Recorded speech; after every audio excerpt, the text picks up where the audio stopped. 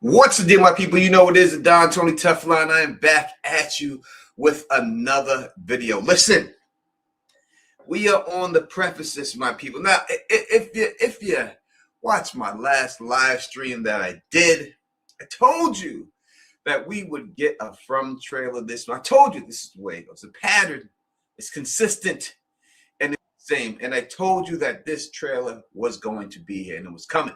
And lo and behold, we have now proof that this is actually going to happen. Because if you go on to, how do I do this? Why must they make it difficult for me? If you go on to here, and you go on to Instagram stories, as I am showing you right here in this weird shot that I'm showing you. But if you go on, you can see it right here on the story itself. That it says right there, it's coming. The countdown, and this countdown at this time was 23, 51, 29, 23 hours from now, 15 to 51 seconds, 29 seconds. It's coming. The trailer will be here, right? So we will have the trailer on tomorrow. We'll see exactly where we can probably figure. I can probably figure it out exactly what time it's going to drop and everything. But regardless of that, the trailer will be here tomorrow. And as we know, they don't only give you one trailer. So this is it. We'll get this trailer before the show starts. This is what it shall be. And this is what it is. And I am very excited about this trailer popping up. I cannot wait. Again, my favorite show of that is outright. Why does my hat seem crooked? Let me see. It goes this way. There we go. There it is. All right. My favorite show on television. Been doing this show since season 1. Before it was a hit. Before it was anything. Following this show. And I am excited, just as excited as everything else. I cannot wait. I cannot wait for this trailer. And we're going to talk about it, and I will break it down. And when it drops tomorrow, I will do another live stream to break down the trailer. And I'll drop a video. But unfortunately, I have to work. And I cannot just take off work for the trailer. I would love to. Back in the day, I could have probably done something like this. With the job that I have right now, a lot of people depend on me. And if I don't show up, then it's a lot of people suffer. Innocent people. So I cannot allow that to happen. So I have no choice but to go to work. But as soon as it is done, as soon as I'm done out of work and everything else, I will be in the lab. I will set it up. I will be in the lab. I will break down this trailer and everything else. So excited. And I am so excited, but in my excitement, I have not had a chance to say what up to the people in the chat. So let me say what up to y'all real quick. We got Mrs. T up in the building, rocking with us right now. Sonic, your boy, is up in here. TNX is in the building. Luna is in here, rocking with us. Giant Haymaker is in the building, rocking with us right now. We got Goonie is up in this piece. RCO is in this piece. My man Mandrell is up in this piece, rocking with us right now. We also have Nonfiction up in here. Julie B. Deep Dives in the building, rocking with us right now. We got our girl from the Red Lipstick Club, my homegirl Anna, is up in this piece, rocking with us right now. We have so many of you. A lot of you I haven't seen in a while. We have my man Ice Blue is up in the place. What's up to you? You know what I mean? We have Smart. I'm going to say Smart. To prevent the butchery. We're going to say Smart is in the building, rocking with us right now. Smart curl art. Smart curl art. Angie is up in here, rocking with us right now. And we have on the bottom, Beats the Odds, 6219. Is in the building. We have all beaten the odds, waiting for this long night for this show to come on. And unfortunately, I believe this is the penultimate season.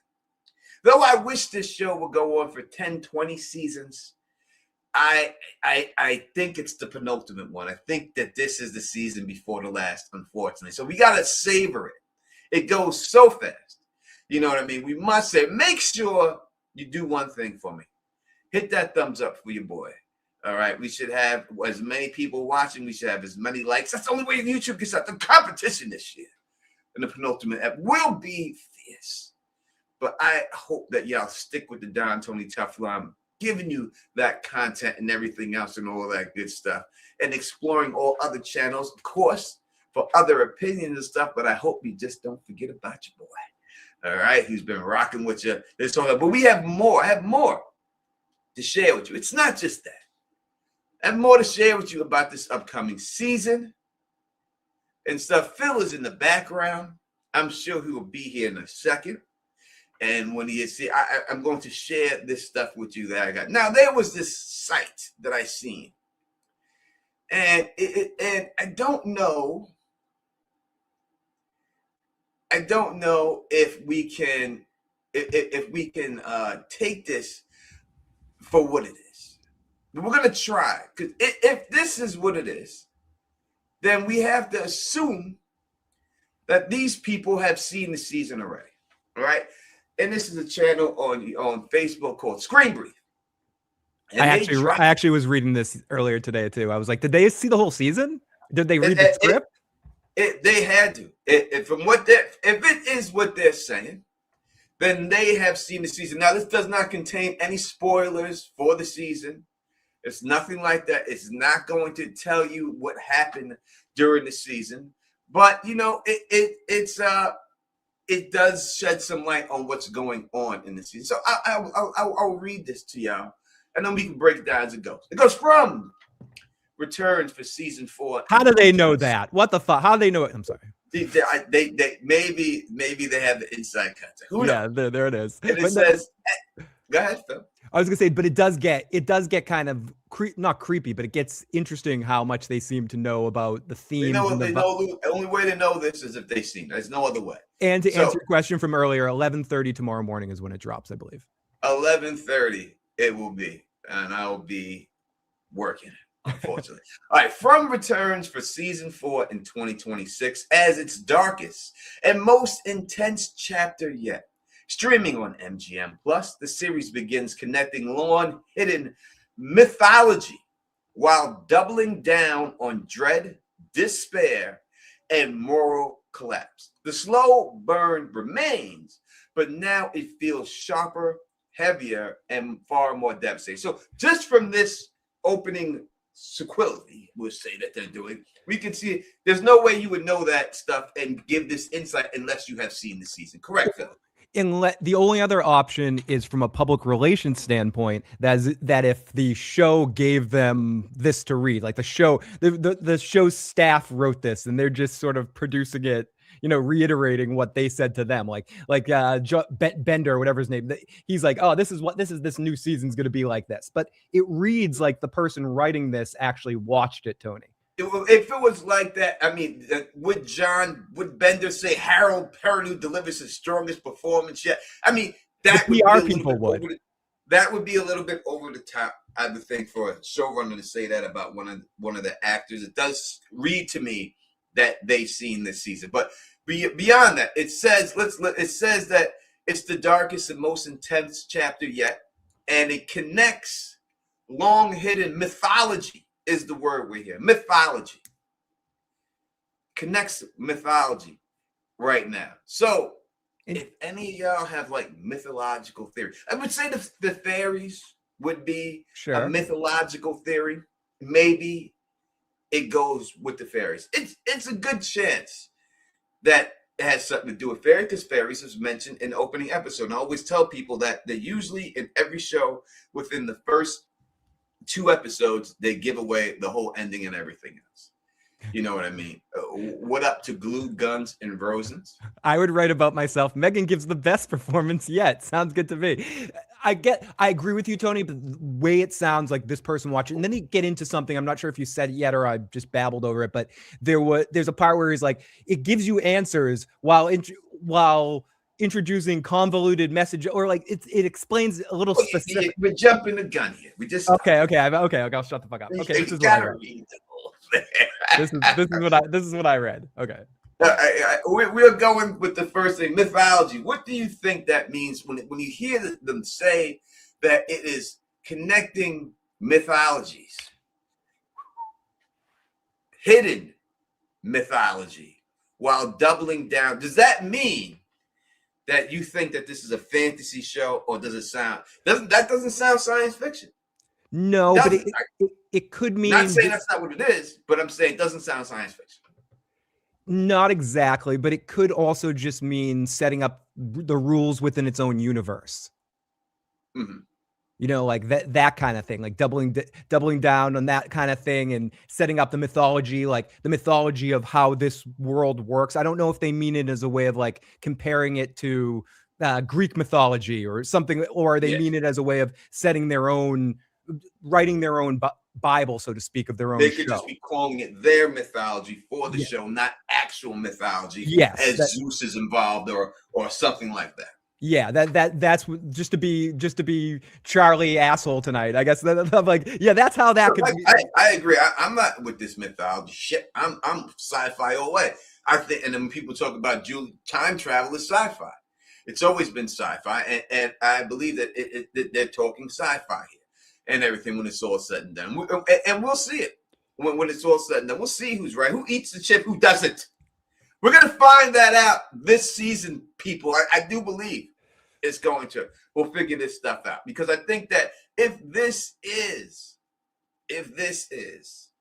all of mythology, if this is to do with anything of that, this is the season where they break it out. Lauren's Corner, who I haven't heard from, all the way in Scotland, haven't heard from her in a long time, says, connecting mythology from all over known cultures. Many mythologies are rewrites of previous cult figures. I agree.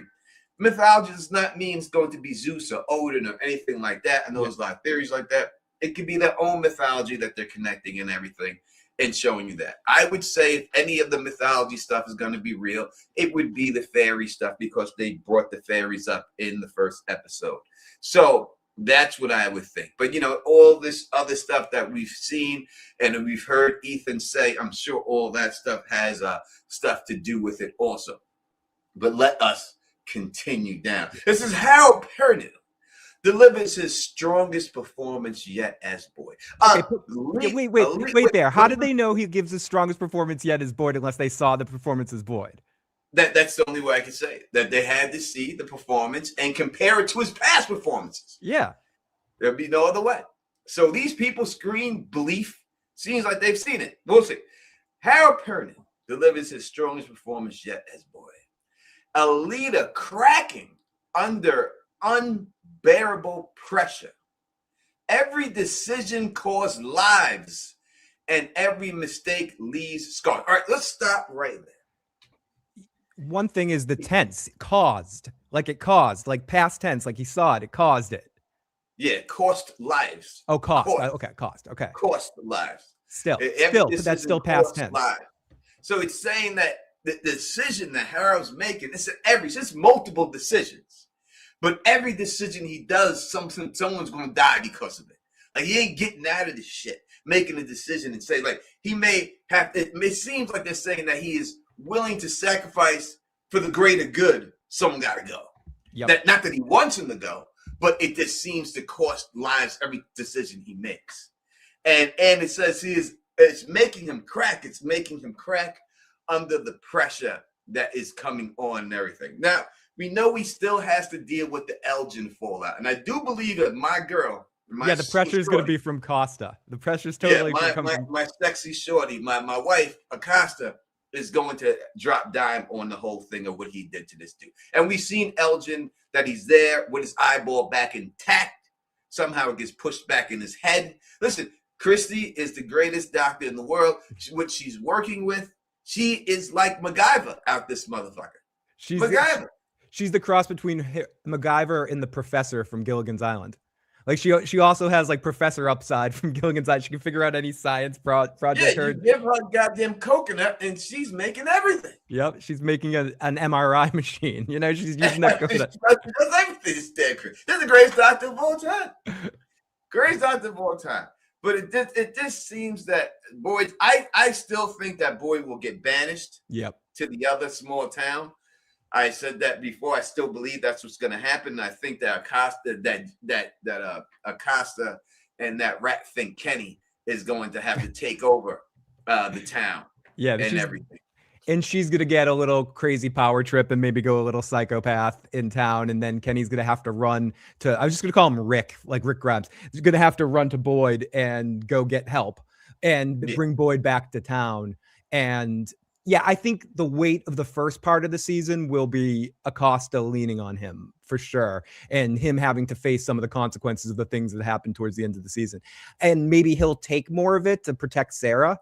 Like the other thing is with Sarah, like how much is Elgin gonna like thank Sarah, like go up to Sarah? Like I have a feeling this is gonna bring them closer. Yeah, I thought he was gonna bang Sarah. Dude, I'm all about that too. They have great chemistry. He was on the verge of smashing, and now I don't want to smash with you. I don't know. Ripper. Now listen, unless it's a mercy smash, like he just I don't know. Listen, it would be hard for me to sleep with a chick who just ripped my eyeball out with a screwdriver. That's just me. That's just me. It's just me. I don't. It would be hard for me. Put yourself in this town. There's not a lot of situations going on. It's been a while. You're recovering. She's nursing you back to health. I don't know. I think Sarah might make her move here. I'm saying for me, it would be hard to do it. But, I'm not saying anything. Maybe they can figure that out and everything. All right, let's read a little bit more. Let's read some more. It's not too much longer, but we'll keep going. That's what she said. It says, the story pushes deeper into the town's origins, cycles, memory, and the true nature of the creature. All right. And then it says, answers finally arrive. Yep. But they are fragmented and terrifying. Yeah, that's so much there. There's so much there, Tony. Oh, yeah, let's start with that. Okay. The first part of that. What was the first part? That first paragraph. The story pushes deeper into the town's origins, cycles, memory, and the true nature of the creatures. Okay, so there lies what you were kind of saying with where you're going to get your answer on. People are going to get the answer whether Tony's going to eat the chip this year. Because if we're going to see the origins of these things, then we'll see is their foundation alien or is their foundation more mythical of some sort or magical in some way. Or maybe one of the children of the forest stabbed a piece of glass through someone's chest and they suddenly became no, I'm sorry. It's quite possible. So I think when we hear it's not going to be 100% on what's going on. It's going to give you fragments of it to make you believe that this is what's going on. But then later on, you're going to get a different fragment. So I think it's like, Sarah told that story about the girl in the broken glass. Mm-hmm.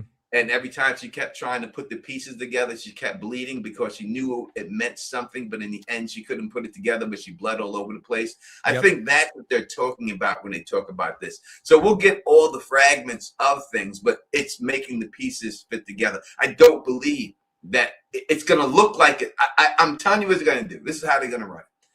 They're going to make it look like something. And this is what you're going to think it is. And then they're going to switch it around on you and show you something else.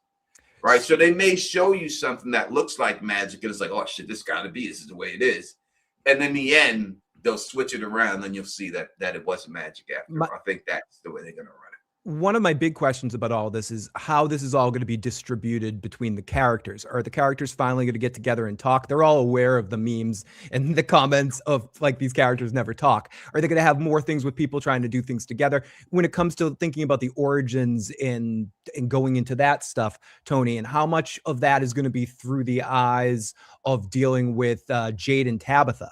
I mean, if we're looking at how that actually is going to manifest in what we're going to see, we know that what we found out at the end of last season, that they're connected through the histories of the town. So I would assume that we're going to discover the histories of the town and the origin stuff through Jade and Tabitha's interaction. There'll be a lot of Tabitha going, no. And Jade going, this is when I was on mushroom. I mean, there'll be a lot of fun stuff happening between the two of them.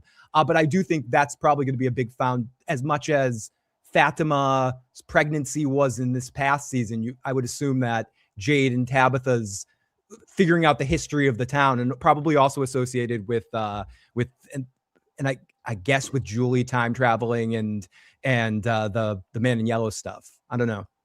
Right, Goonie, peace out, my brother. Thank you for stopping by. Glue Guns and Roses brings up. So she said, I don't care if it's aliens and magic. I just want Jada to ask Tabitha to pack her bags and move into the bar with me. I can't see her leaving her kids to do that, but I can't. Let's ask the question. They're gonna party. Do you think Jade's got? See, to me, Jade always seemed like I wouldn't thought that Jade would be into women. Yeah, it seemed like he didn't come across that way to me in the show. I don't know, maybe I'm seeing it wrong, but he didn't come into it like that. So I've never taken him for that. You know what I mean? But maybe he is. I don't know. Maybe he's. I don't know. So what do you think? You think that Jade and Tabitha smashing this season? I don't know. I mean, I do think they're going to get intimately close in some way. I agree with you, Tony. I think I haven't felt any vibe of sexuality either way with Jade. He comes off more as someone that's so focused on drugs and science that he's almost as a character, and I mean this in a character sense, not in his actual sexuality. He has like an asexuality. You don't really think about Jade with somebody, at least I don't. I don't think about Jade with anybody except for science and drugs. Like that those are the only things I sort of associate him with. But I do think he just doesn't put it out there like he's like that's on his mind at all. Yeah. Like he's not thinking sex at all. Like he's not thinking relationship at all and everything. What TNX said, Jesus, Jade trying to get home. He doesn't have time for no ass right now. Like that's basically where it is. That's what it seems like to me. All right, Luna, thank you for the super chat. We truly appreciate it. And it says, Tony, you could be right about aliens, but it's in the form of cosmic horror, like Stephen King's Dark. 100%. It can definitely be that. In the end, I will be right, Luna. I promise you that this is aliens when it's all said and done. I am confident that this is what it's. I'm sticking with the original theory. Listen, could it have been something else? Could it be a magical genie, a djinn? Of course. I said it that it could be. I could, but a gun to my head, I am going with 100% that this is alien based and human based. I think it's humans trapped some aliens and they've been experimenting with the alien DNA. And that is what we get everything from that experiment with the alien DNA. That's what I think is going on here. And what up to our friend from down there? Great to see Carla. Jonesy has a fun question. With all the colony house parties, how come no one else is getting knocked up? Strong pullout game. Is there anything to the fact that no one but Fatima's gotten pregnant with the smiley baby here on the screen? I mean, so in the end, we don't know if no one, because we don't know the whole history of the town. True. Right. So we don't know if it's ever not happened. We just know that in the cycle that we have seen, it hasn't happened. So we can't really say if it's never happened, right? We haven't heard anyone mention that there's never been. But I do think it's suspicious that there are no kids around. But it's all about when you get abducted, right? And who's with you when you get abducted at that time. Yeah, and I can't remember. There's Ethan and the boy in white, obviously, but there's no babies, right? I can't remember hearing any babies crying. Yeah, but there was the guy. Who was the guy? I'm saying, let's put it like this: if there were no kids, then who was Christopher doing all these puppet shows for? True. But right? did all the kids? Did all the kids? He couldn't have just did it for Victor. He had to do it for a bunch of people. He had, I don't think it's just Victor. I'm gonna do a puppet show for Victor tonight. I don't think it was like that. Tony, there's one difference though. Were those kids brought there, or they found their way there, or how many kids were actually born there? Like the whole cycle of someone getting pregnant and delivering a baby and raising a child there. It's hard to tell. It would be from what we know and what we've seen that the way time moves here is different, right? We see that the seasons don't change or anything. Now, if it's a real situation where it's a situation like that, or a Truman Show, we don't know. Could be a bubble Truman Show. I still think that is a strong possibility, especially the way the weather works and everything else in there. That seems like it's someone's holding a dial and spinning the dial and making it rain and stopping the rain and making the wind blow and do all that. That doesn't seem. I don't think storms up in the air, fucking calling down the power of the gods to do that. And everything. I think that seems like a knob to me being twisted at that particular time. But the seasons and everything else seems not to change. I don't know if the clocks don't work, but they're still, for some reason, able to know exactly how long they've been there. Maybe they're tracking it. I don't know. But would a pregnancy take even longer there because of the time factor there? How long would you be pregnant there for? Or is that time factor the same and everything else? Yeah, and Who knows? Christy may not have been there delivered, and babies could have been dying because Christy wasn't there. And maybe that's why they brought Christy in. it's very, very possible. I mean, I think that's maybe something we can see moving forward with some of the flashbacks if we get with Jade and Tabitha, or even Julie traveling through and all that stuff. Do you think Julie time traveling stuff is just going to be she's constantly doing it to try to save Jim's hairline? I mean, Jim. No, there'll be a bunch of stuff in there and all that. I think that'll be the catalyst, but I think there'll be a bunch of it. I'm not even going to talk. I got a video about that'll drop when the trailer drop and everything else and all that. But it'll be a bunch more things. Speaking of this trailer, what do you expect to be featured in this trailer? Do you expect? No idea. I mean, you have to. I would think from the way it ended, you'd have to feature the burial of Jim. I think they have to show the aftermath of that. So the burial of Jim, or the emotional reactions towards that. I would think that you'd have to show at some point the Man in Yellow again, because you can't just end it with the Man in Yellow. But I think those are the two things that you'd have to show the aftermath of Elgin and what happens to Fatima and Ellis. I think you have to at least hint on something like that. Obviously, we'll see the monsters and the monsters hissing at the screen and people running and Boyd ringing a bell. You'll see at some point Boyd will be ringing the bell in the trailer. Yeah, you'll see all that. But I think that it has to go. Luna's out of here. Peace out, Luna. Thank you for the super chat, man. Safe travels. But I think we will have to see something like that. But I think the two things I can guarantee that we're going to see in this trailer is going to be something to do with the Man in Yellow and something to do with Jim's funeral. Yeah, and the after effects of that. I think that they have to go through that. You have to address that in the trailer. I mean, we look at last trailer compared to the end of the other season, how the other season ended. You can see that they did address some of those things that were the way it ended. But they put the big mystery as this boy, this dragging the cart out there, and then you don't know who's inside the cart. Yeah. That was basically what it was about. You know what I mean? Boyd being grabbed up. And I think they showed his freaked out reaction when he saw what they did to Kenny's mom. Like they showed the visual of him down there, like them talking to him and being like, "Yeah, Boyd, we're not gonna hurt you. That wouldn't be fun," or whatever they say to him in this situation. Yeah, but that whole thing was, it was a secret who died. This is no secret already. No. So that's why I think they have to address it, because it's not a secret that Jim dies. Everyone's gonna know Jim died. So they have to address that. Kenny's mom was a secret. They didn't want to tell you who died and stuff. But it looks like, from what I'm seeing, let me go back to this. Let me finish this off if I didn't. It says, with powerful work from Catalina, Elon Bailey. Isn't Elon Bailey Jim? Let me look at the names. Elon Bailey. That's Jimbo, right? So is Jimmy? Yeah, Jimmy's still. Is that Jim? Yeah, that's Elon Bailey's Jimbo. Is it Jim? Yeah, it's Jim.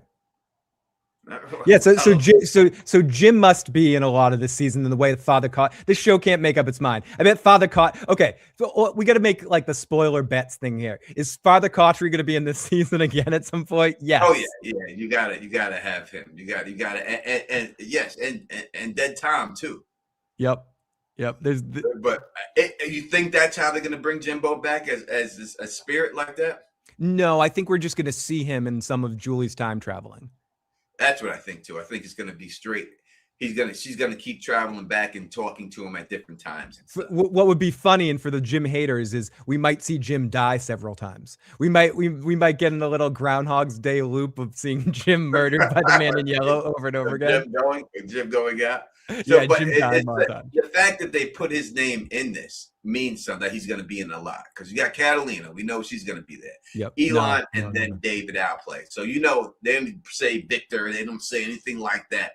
They're saying these are street of the people. The season feels cruel and unforgettable. So cruel, and nothing feels safe anymore. Not even hope itself. So there's a play on words that they're doing here.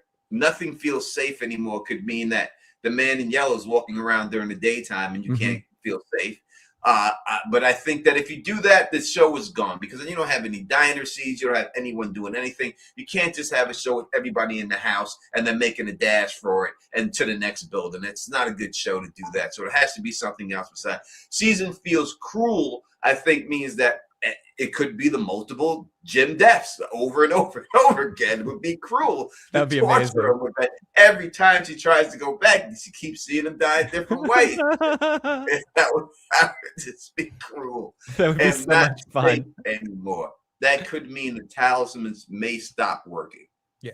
I do think the monsters or the creatures at some point will be upgrading their game now that they have the man in yellow in full effect helping out. And I think that's kind of what it means to set this situation to make it feel like nothing feels safe and everything's off balance. But I agree, they can't just have it be like Tremors and they're stuck on the roof and they can't move.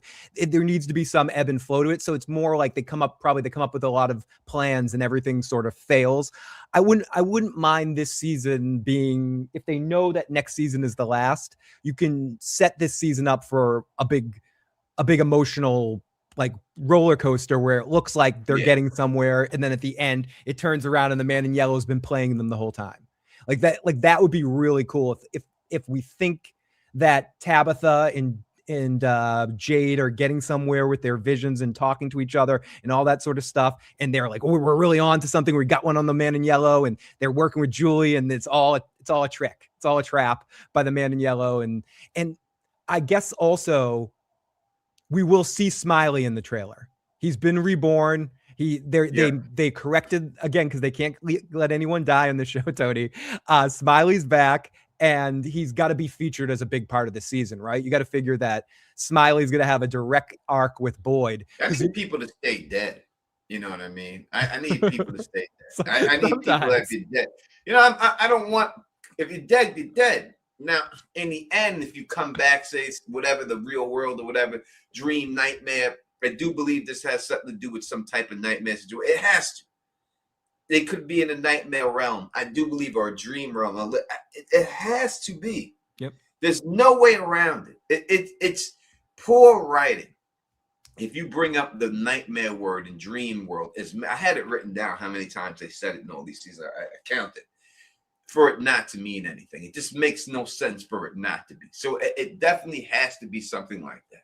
In the end, it has to be. But if you wake up and these people are alive, then I okay.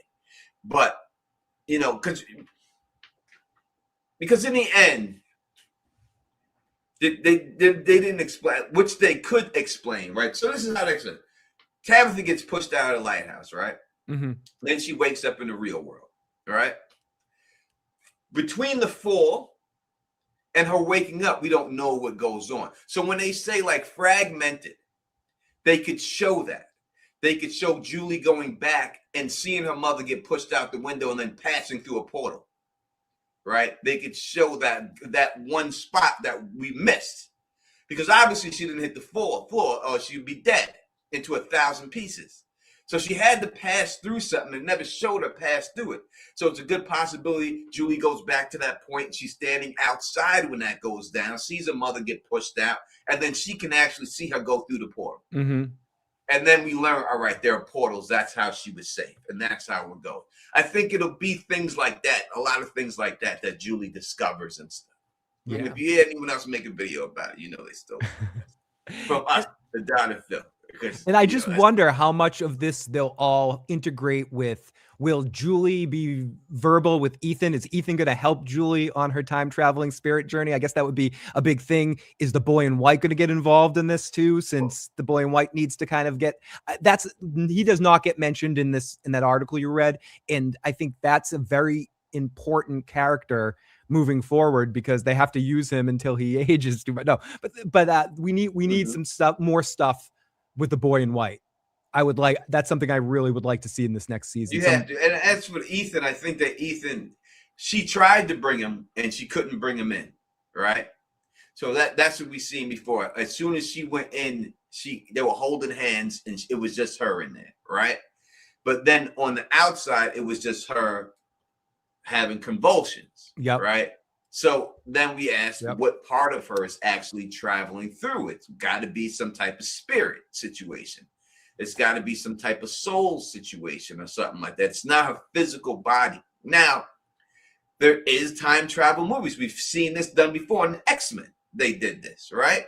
When they had Wolverine go back to the future, right? In like Days of Future Past and stuff. Yeah, and his body was still there with them, but they sent his consciousness back into that time. So his physical body didn't move, but his consciousness was there in the future and everything else. I mean, that's like time traveling Bran essentially is kind of like that too. He's sending his mind in different places in time to kind of communicate, but can he interact with it? Can he not? As Blood Raven, maybe it's the wind. Maybe he did hear you. Maybe it was the wind. I know I'm quoting late season Game of Thrones, but still, it's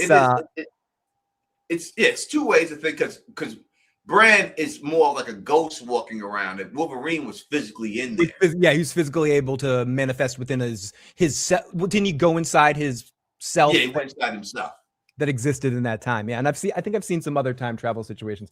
My dog is edging around. That happened with Scarlet Witch did the same thing. Yep. When she crossed dimensions. I'll be right back, Tony.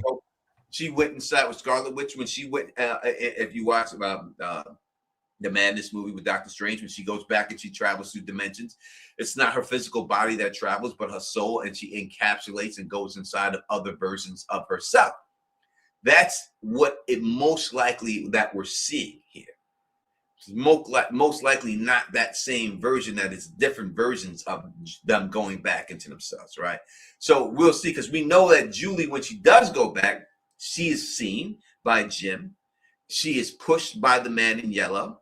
So there is a physical part of her in there, right? But we know her real physical body is back where she was at. So you can't just push a spirit. You can't just push a soul, right? So what is going on there? So it's most likely a Days of Future Past type situation that goes on, that possibly Julie is traveling into herself at that other time period, and then manipulating herself in that to go do whatever she wants to do, and then she gets pushed out of her body back into her place. I know that sounds crazy and everything, and maybe I'm not explaining it exactly right, but I think it could be a situation like that. Lauren's Corner, she said, fun fact, when I've had seizures, I've seen things and dreamt things. Seizures are a disconnect of body and mind. Well, I don't think it's fun fact that you had seizures. I'm sorry that you had to go through that. But I've had seizures myself. I used to get them when I was little, and I used to get when I got a fever and my temperature went too high. When I was a child, my body would go into seizures. In fact, it happened to I passed that on to my daughter, and my brother had it, and a lot of cousins of mine had it. It's like a family thing that it would happen and stuff. So, but it is not that right now. When you grow out of that, so that's, and I don't remember having those seizures at all. Like, I was too young to remember them, but my mother told me all about it and stuff. What up to Jackie in the building? And when the trailer drops tomorrow, I'm going to do a live. We'll do the live stream tomorrow. I'll be dropping we'll give away some memberships, and hopefully everything. Listen, Jackie C says he paused Dirty Dancing to watch this. Listen, we're putting baby in the corner right now. Everyone knows how much I love Dirty Dancing. I love Dirty Dancing. My favorite movie of all time, bar none. And Jackie C, I was watching Tony's favorite television show of all time right now. I'm pausing my Wire binge watch right now to jump out here. It is. Listen, I love Dirty Dancing. I cannot front. It's my favorite movie of all time. If I had to watch one movie, they said you got one, like Death Row, and they said watch one movie, the movie I would watch is Dirty Dancing. I watch Dirty Dancing. I love Dirty Dancing. It just reminds me of a time period in my life that is just a beautiful time period in my life, and I just love it and everything else. I would pick like the director's cut of Last of the Mohicans, so it was like 8 hours, so I could hesitate going to death row as long as possible. Wait a second here. We have this dude person here saying Tony Teflon still missing that video of you winning the Ride of the Dragon contest. Bro. I could literally put it on right now if you wanted. I don't think they believe that I won, Phil. I could literally put it on right now. I don't think they believe that the Don actually won. Let's see if I can. That I actually won the contest. I think they think that I lied all this time. I was there. I know you were there. I know a lot of people witnessed the championship ride of the Don. I didn't win. I certainly didn't win. We can't show a lot.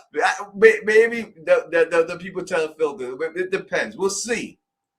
We'll see if we put it on. We got to get some type of super chat or something. It's got to be something special to put that video, to put those videos on.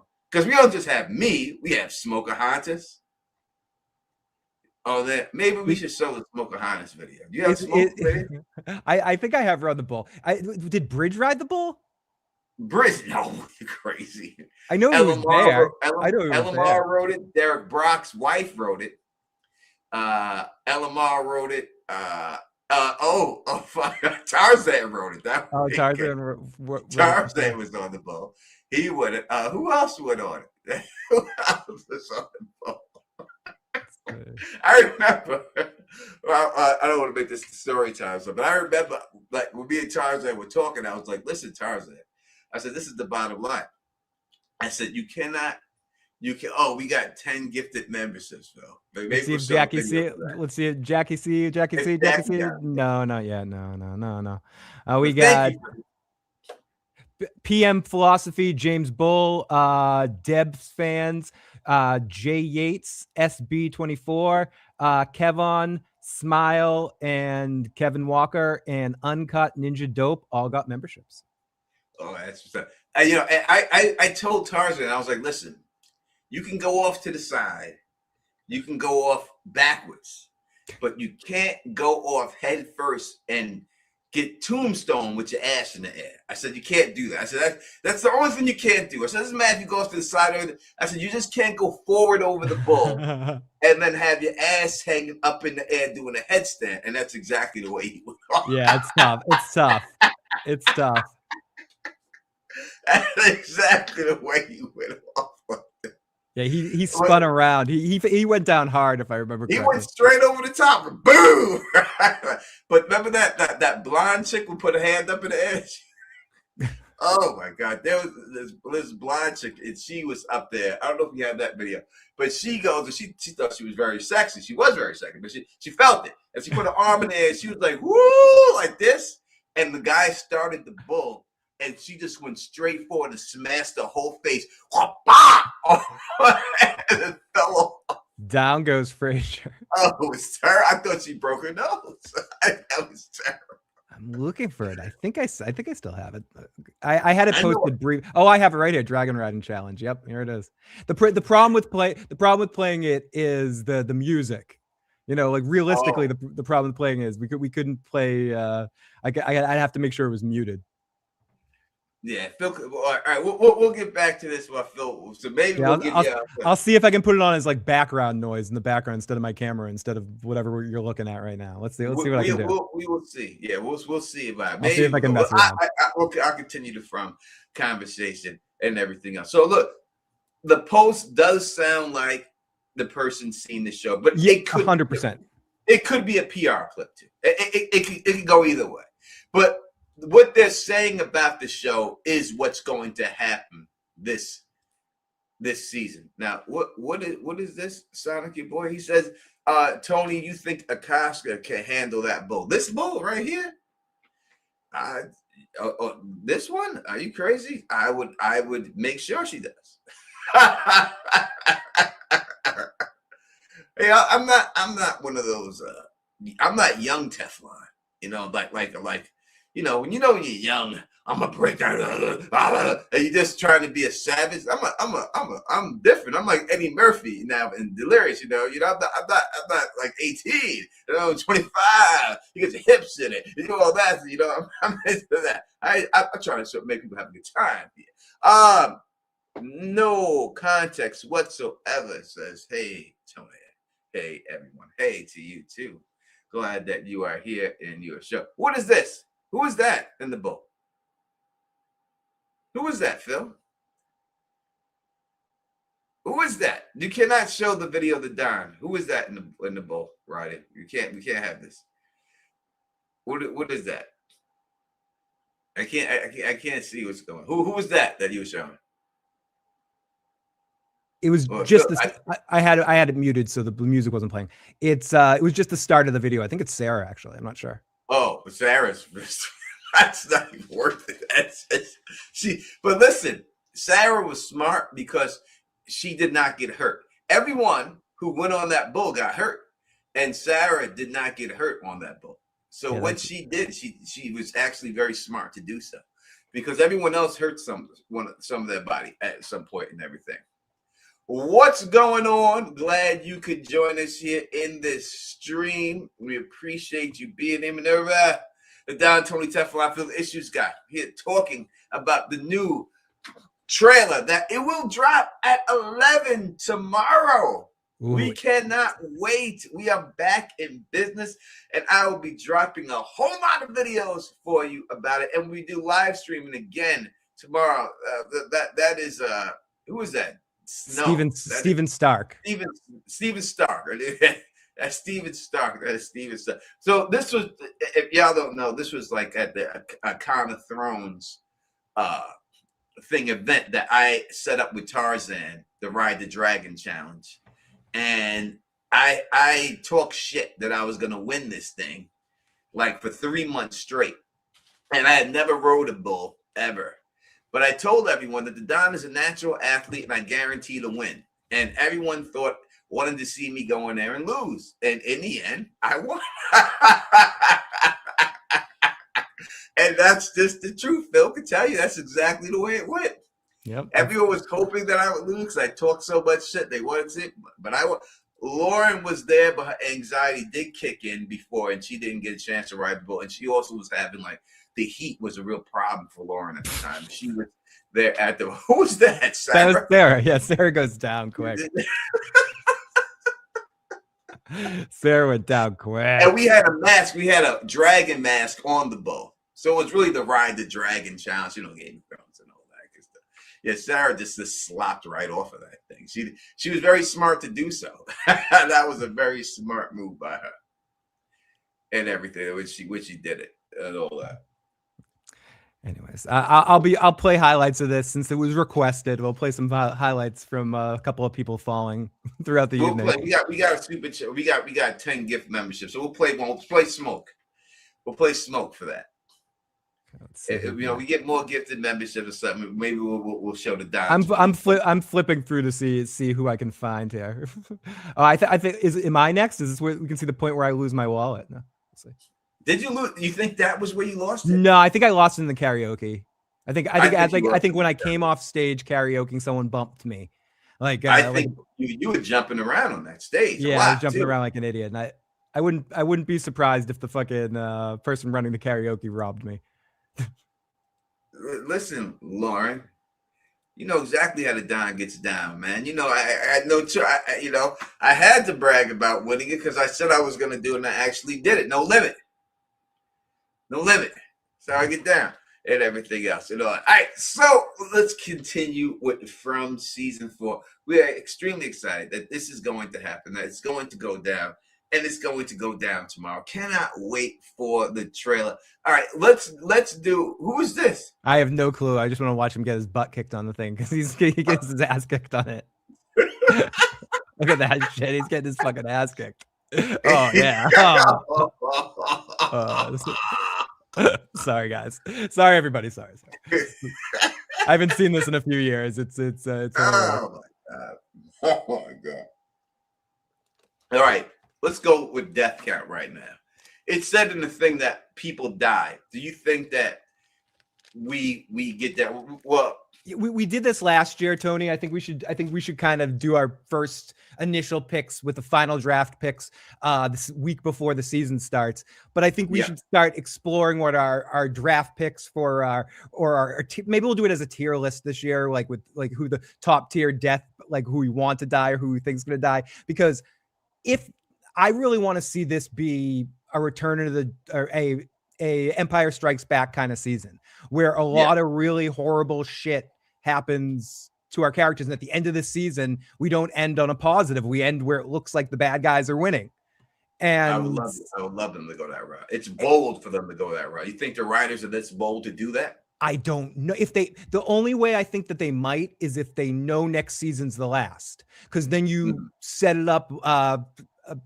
Winds of Winter will come spring. You got to like Winds of Winter should be. I'm talking about George a lot tonight. Winds of Winter should be like the White Walkers seem like they're going to win that book. By the end of that book, and then A Dream of Spring is when the hope comes, or something like that. Like this season should bring winter, and not literally, but should bring some dark shit, and should feel like the Man in Yellow is. I'm sorry, I'm being The Wire. I'm watching it. Is Marlowe right now? Like he can't do anything wrong. Like he runs this town, and he's boarding people up in houses, and you can't stop him. Like the Man in Yellow needs to seem almost unstoppable this season. Tony, it's kind of what I would love to see him just rip through a bunch of people. All right, let's name some people, and we'll say and ask the people. Don't be talking about my shorty over my shoulder. All right, that's mine. All right, it's already claimed. Man. Yeah, I gotta go look at somebody else. Yeah, I love that you used it. Claimed. That's claimed. All right, it's done, man. It's done. All right, and Christy is claimed for Phil. All right. Yes. Or Marielle, which one? I gotta think about it. All right, you think about it. All right, y'all get your own. All right, don't be trying in front of my people, man. All right, let's go through them real quick. Who we believe is going to die. Let's start with we're not talking about minor characters like the eye patch girl, because we know a lot of them are gonna die. We know that. I think so. We're going main cast, main people that died and don't make it to the end of the season. How about Donna? What do you think about Donna? And I'm asking y'all in the chat too. Give me a thing. Donna right now. Donna's up. Yes or no? Okay. Yay or nay? I say put the thumbs up. We could do you can put the thumbs down for Donna. If you think she's gonna die. Is it up or is it down? You know how horrible I am at this. I say Donna dies. Donna's gone. This is Donna's last season. She's gone. You think Donna? You think you gotta go thumbs down? Oh, I thought it was like thumbs up. They die. No, thumbs down. Okay, thumbs down. Thumbs down. She died. Donna would be a tough one for me. I'm on the fence here. Oh, come on. Yes or no, Tony? Yes or no? I think that I'm going to go that Donna makes it out of this season. I think I'm going to go thumbs up for Donna. The thumbs up for Donna right now. I think Donna makes it out this season. That's the biggest emotional fuck. If they do kill her, other than Boyd going, that's the biggest emotional hurt. Yeah, barely. So I think it's going to be thumbs up for Donna.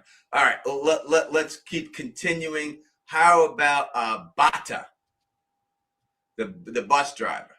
Oh, thumbs. Oh God, thumbs. I got to see the fingers, Phil. Thumbs down.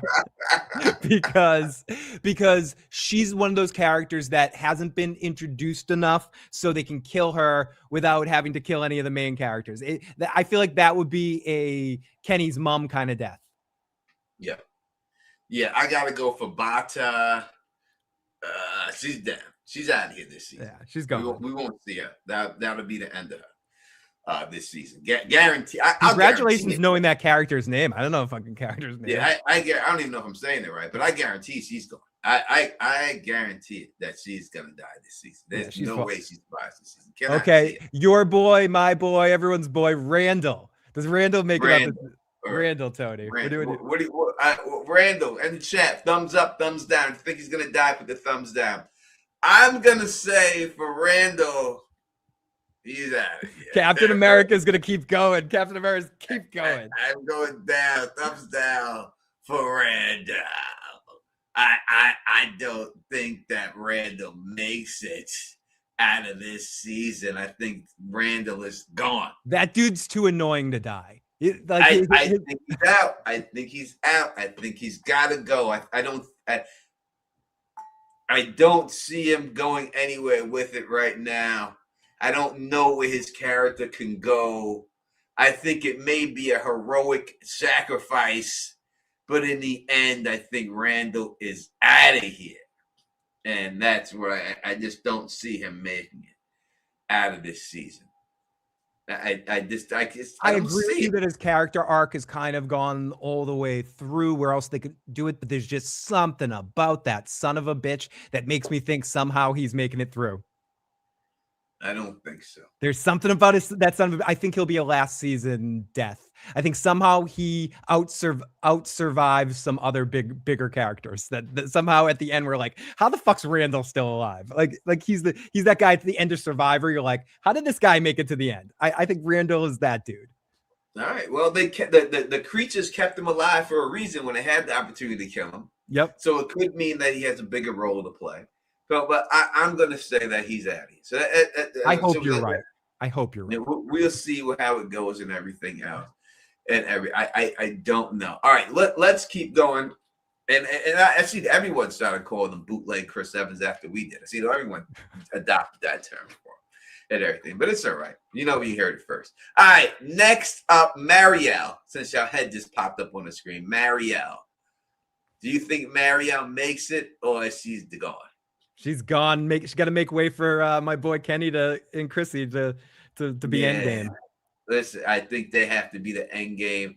I love Marielle. She's the best Gene rocket in the show. Yeah, she's awesome. She's fucking awesome. And without a shadow of doubt. And such a nice lady. And when we talk about these people, and you hear me, I'm not talking about the actual actors. I'm talking about the characters in the fictional show. All right? Yep.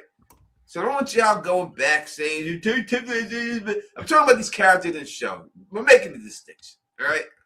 I don't want to have to keep doing it, but there we go. Marielle the Don says, yeah, Tony, come to the dark side. Unlimited power. Do it. Yes. I can't see it making it. I just can't see it happening this season.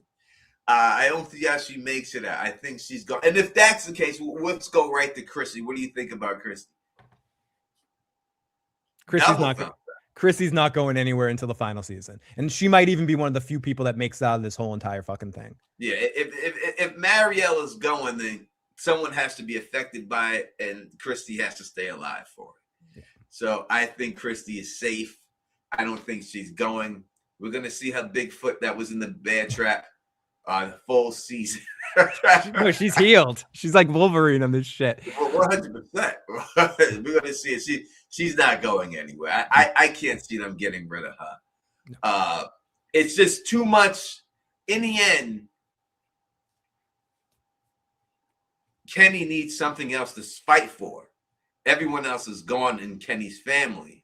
He needs a motivation factor to keep fighting, and I think that's his strength right there. Dude, that's a great point. She's like his last family. I mean, her him and her and Boyd are like his last like people that are fuck boy. There's a difference. Exactly. Right, you know what I mean? There's a difference, you know. he wants to have Chrissy's babies. He doesn't just want to fuck her. He wants to have her babies. Yeah. He's in love with her. Like he's infatuated with her big feet. Like he loves. He wants to raise her babies. He wants to raise her babies. To put those feet in his face and do everything he ever dreamed of it. Okay, let's go to Kenny. Debbie is asking us about Kenny. Kenny. Oh my God, I would love Kenny to die. I want Kenny to die more than anybody in this show. I want Kenny out of here. But unfortunately, I just can't see them going that route for this season. As usual, Tony, you're using the head, not the heart, because Kenny ain't going anywhere. Kenny ain't going anywhere. No, he's not. I wish he would, but he's not going to go. They can't get rid of Kenny. If he's going to go, he goes last season. You know, he's a last season character. He'll have to make it there with Boyd. Him and Boyd will make it there, and that would just be it and everything. All right, what about Ellis? The only way I could see Kenny going is if Kenny doesn't go by the monsters, that somehow Acosta gets him killed, and that pisses off Boyd and creates a complete war between Acosta and Boyd. Or Kenny gets seriously hurt. I could see Kenny getting maimed or going into like a coma or something like that. But Kenny's not dying. He's not disappearing. No, he's not going to die. He can get hurt and everything else, but he's not going to get killed. Yeah, he can get maimed. What about Ellis? Ellis is a tough one. Ellis is a tough one because when we get to Ellis's partner there, I have a reason for my decision. But with Ellis, Thumbs up, thumbs down in the chat. Do you think Ellis is gonna die, or do you think he's gonna? Ellis dies at the end of the season and pisses off. Don Tony Teflon says he's out of here. Yeah, he dies at the end of the season.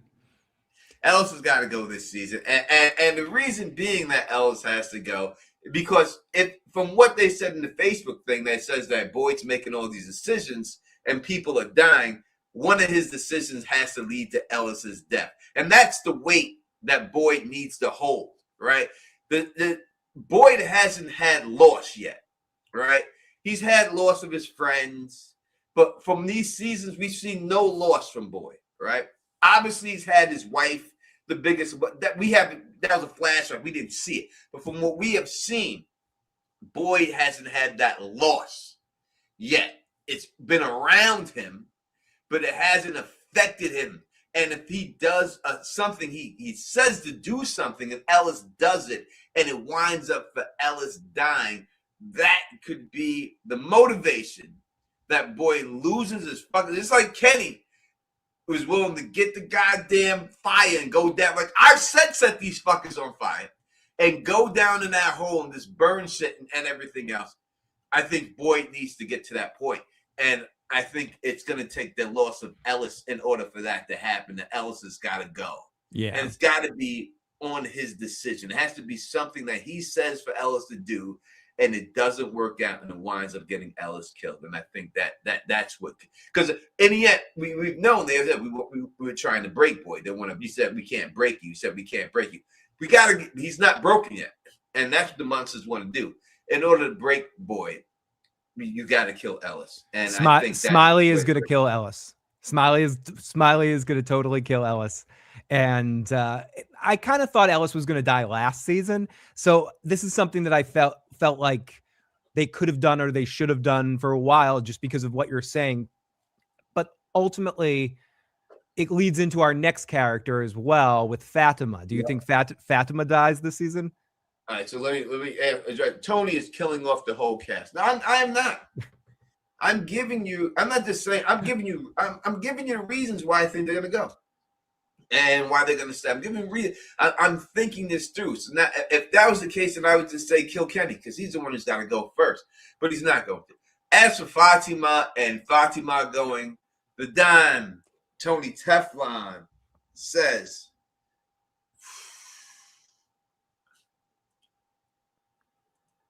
damn. You say thumbs down. I say thumbs up. I say if they were to kill her, they would have killed her this past season, I guess. I think they go together. I think that's how it goes. I think that they die together, and that's what it is. They go out together. Jamie Lannister. Yeah, I was just gonna say like some Lannister twins. I think they both go out together. I think if one's gonna go, the other's gonna go. Someone's saying that Fatima commits suicide. I could easily see it, but I could see them both going out together. And if they're gonna go, they both go. And that because again. What did Donna say? When Donna said she wanted to hide what Fatima did, she said basically she didn't want the people in here to lose hope, right? Fatima was that joy of light. And that's why she was willing to cover up the things that happened to her because she didn't want them to do that. And I think that we have to get to the point where it feels hopeless. And if she's connected to Hope of Colony House, she's got to go. Yeah.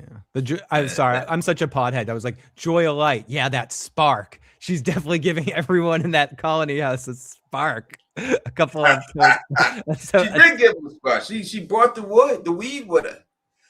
She's the one who had the weed with her that got everybody high, and she's been cultivating that the whole time. It's a vibe. Listen, there's one thing to bring weed with you. It's another thing to know how to grow the motherfucker. Properly. Yep, and share that shit. I'd be fucking hoarding that behind in my room. And have seeds in your shit that actually just don't turn into male seeds and all that shit. It's not easy business. And she knew how to do it. She's a professional at that shit. But I think she goes. Listen, we've seen that Jim is gone, but he's mentioned of being a main person this season. Yeah, But featured just because they're player. dead doesn't mean they can't be in the next season Unless you're porn stash. in some type of capacity and everything. You know, so I think, I think Ellis goes, and I think Fatima goes with him.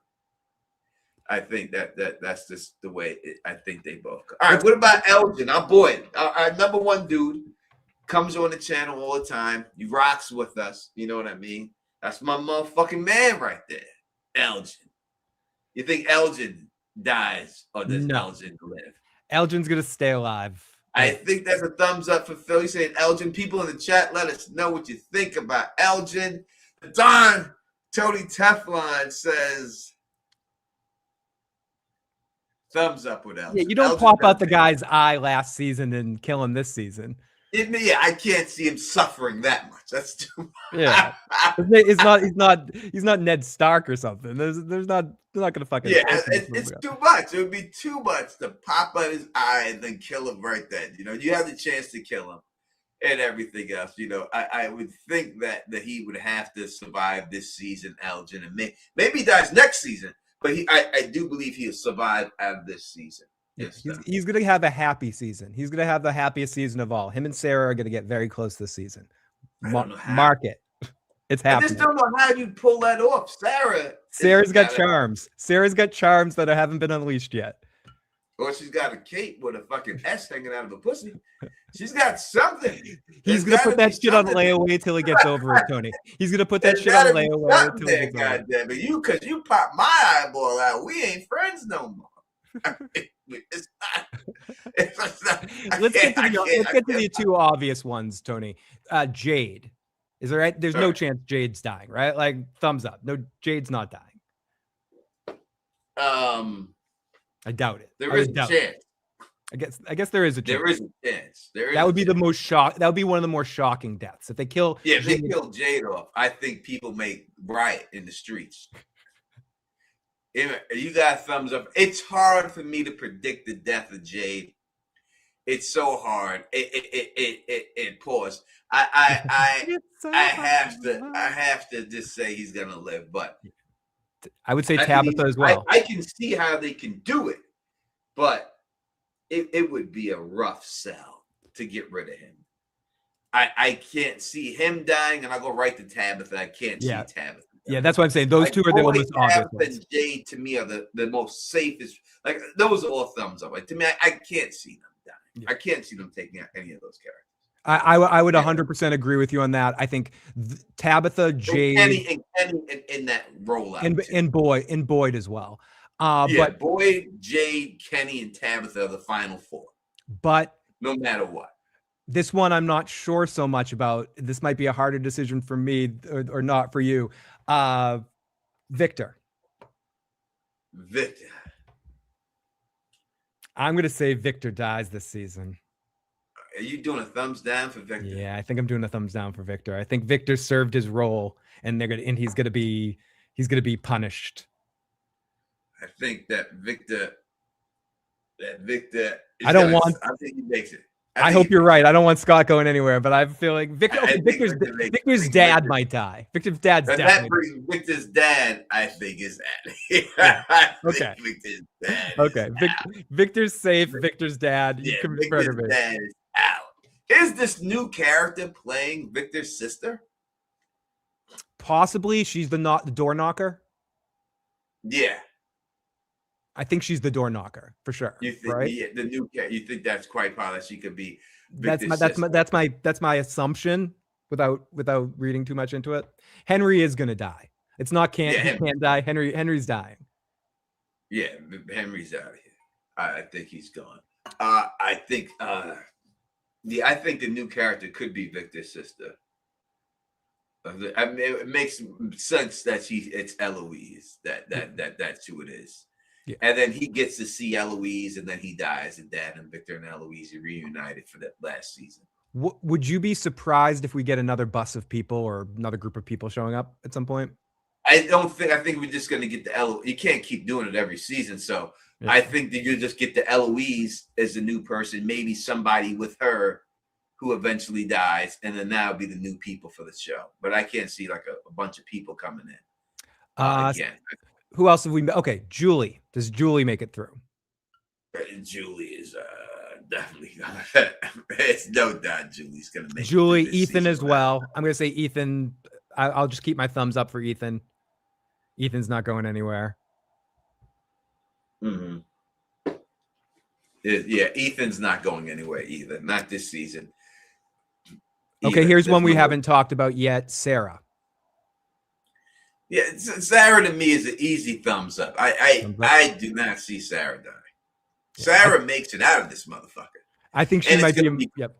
It's going to be because of her that they make it out. It's going to be all because they built up from the beginning of. First off, Sarah's the first person we see in town. First person they run across is Sarah. They built it up that Sarah is this evil person and everything else. But in the end, everything that they've progressed and gone for, it's all about Sarah is the one who directed them there. And, listen, it'd be funny if Kenny and Sarah got together. That would be hilarious. If that turned out to be his chick in the end, but Sarah can't die. She's the only one connected to the place. She's the only one that hears the voices. She's the only one that does that actually talks back and forth with them. She's the only one they're sending messages to. Again, we have to look at what's going on here, people. There's not just one group. So you have the people who are there, Boyd, Sarah, and all of them. That's the one group of people, right? Then you have the monsters that are there. That's two groups of people, right? Then you have someone that Sarah is talking to. That is like a monsters type situation of the people above them. And then you have another group of people that are there that said that they were captured and they want to go home too. That is what they said. They told Sarah, she said it. They said that they were being held prisoner also, and they wanted to go home also. She's the only one who talks to those people that those people talk to, right? So when you deal with that situation, we need to find out who those people are that have been captured and want to go home. And those people, I believe, are the aliens. I think they've captured those aliens. They've been experimenting on them, and they're using alien technology and DNA to do all this shit. And that's just what is. What up to Pixie Vine TV? Rocking with us and everything else. We really, really appreciate everybody. Are those the visions of the Anakui kids and stuff like that and all that sort of shit? Or the the Anakui kids, they're all in their mind, right? Mm-hmm. So it has to be something else going on there. There's someone else that's been captured. Anakui kids, I don't know if they, listen, it could be them because they did say they were captured. They were in this thing, and we've seen them in cages and stuff. Yeah, they look like they could have been experimented on, like the way they look like they could have been had experiments done on them. It could have been the aliens are captured and they're putting the stuff in the kids.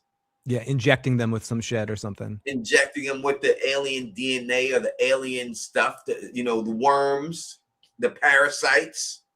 It could be a total 100% military operation. If they're trying to make some type of super soldiers or something and turning them into these fighting machines and everything. Listen, I really think it's a good chance that is how it ends with something like that. More than this is just some other crazy shit going on. I really think it's a good chance that it ends that the military or someone else is involved in this bullshit. If this is, you were talking earlier about goddamn Gherkin person. Who is this guy? M. Gherkin. It's not. He wants you to eat. He wants you to eat the chip. It's not Mr. Gherkin and Gherkin. Prove it that it's not aliens, motherfucker. Don't just say it's not alien. You can't tell me what it is or what it's not as much as I can't tell you. Prove it. Not yet. Not yet. I have experts that agree with me. We have all sorts of stories, mythologies, legends that could be interpreted as gods, who in reality were misinterpreted extraterrestrials. That's all the proof I need. That's all the proof. Anyone should need. That's all you should need. And in the end, when that happens, the Don will be here to say, I fucking told you. I fucking told you.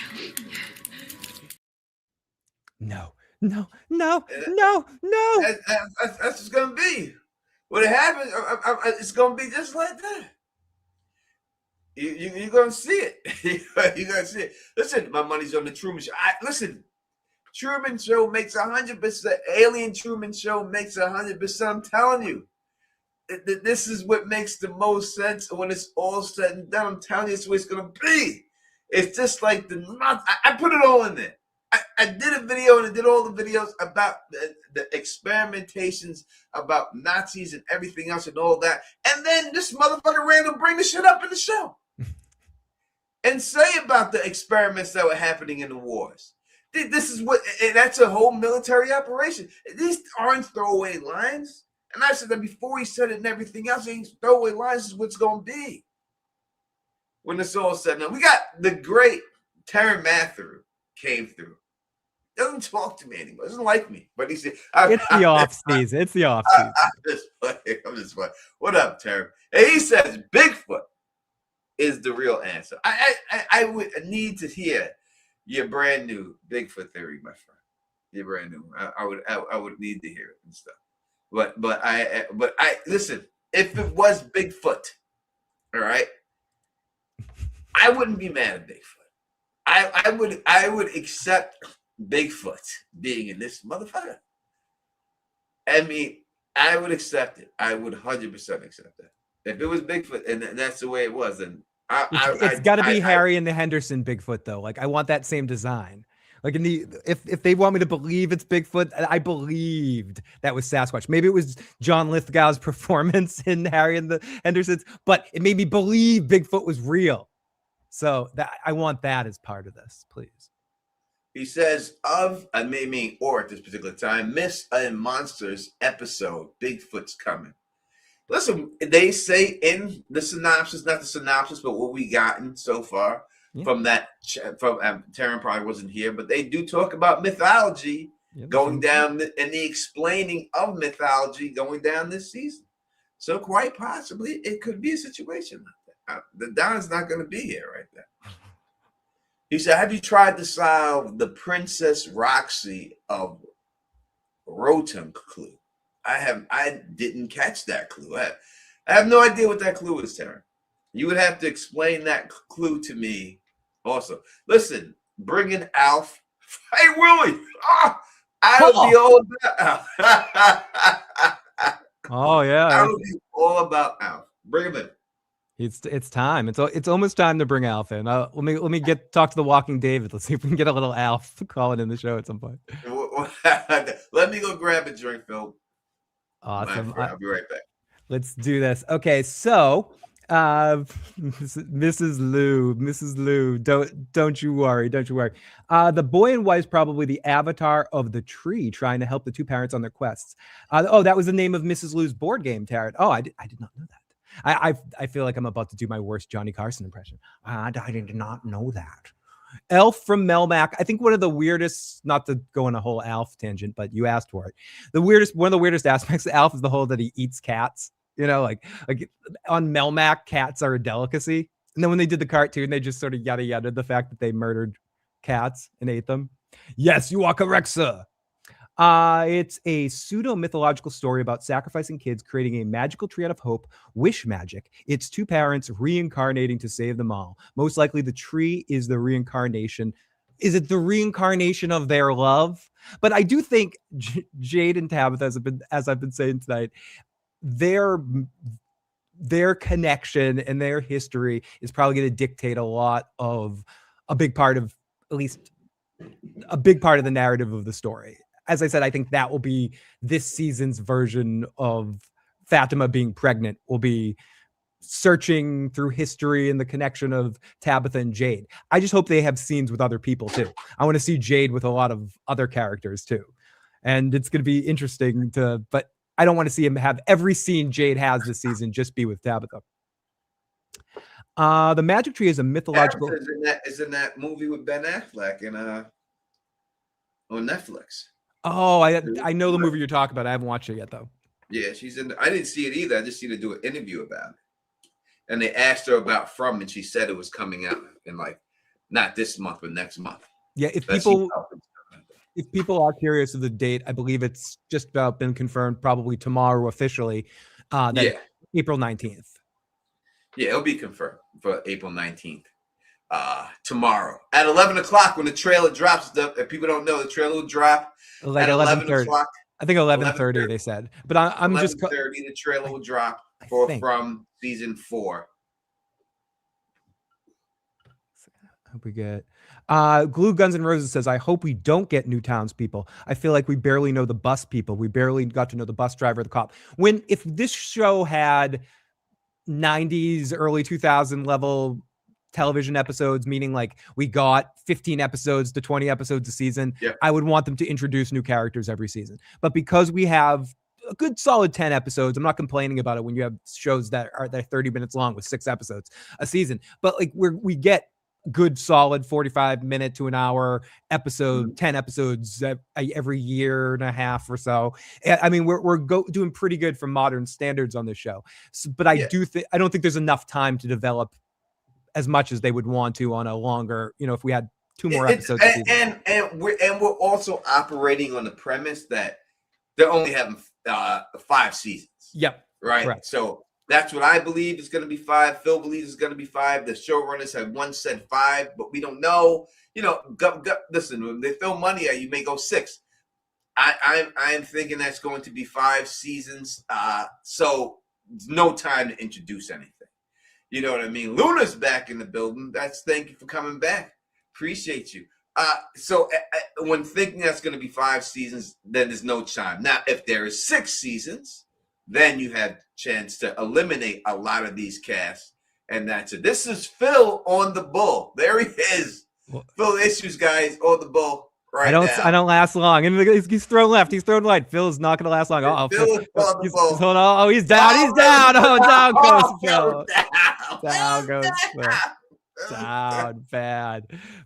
Oh, Phil is down. Phil is down. Did not last well. You did a good job, though. At first, I had a decent start, but then I lost it real quick. You did a good job. I think you did a good job on that boat. So where is the trailer going to drop? It'll be on YouTube. Yeah, it'll be on. They'll put it on all their things and everything. It will stream simultaneously on every. Yeah, they'll put it on Instagram. They'll put it on YouTube. They don't do a lot of promotion. It'll be on MGM in between like new shows that they have and stuff. The show coming up, have a clip of it coming soon, and you'll see a clip of that trailer. But you'll see it on YouTube tomorrow, 11:30. It's probably already uploaded on their channel right now. Yeah, I'm surprised it hasn't got leaked. I was hoping when I saw that you were going live tonight. I was like, did it get leaked? I started doing a quick search. I don't think people look for the trailer leaks. You can control that. The thing that happened with the show when you can't control is when you put it in other countries that get it. You know what I mean? That's what all the leaks come from, other countries and stuff.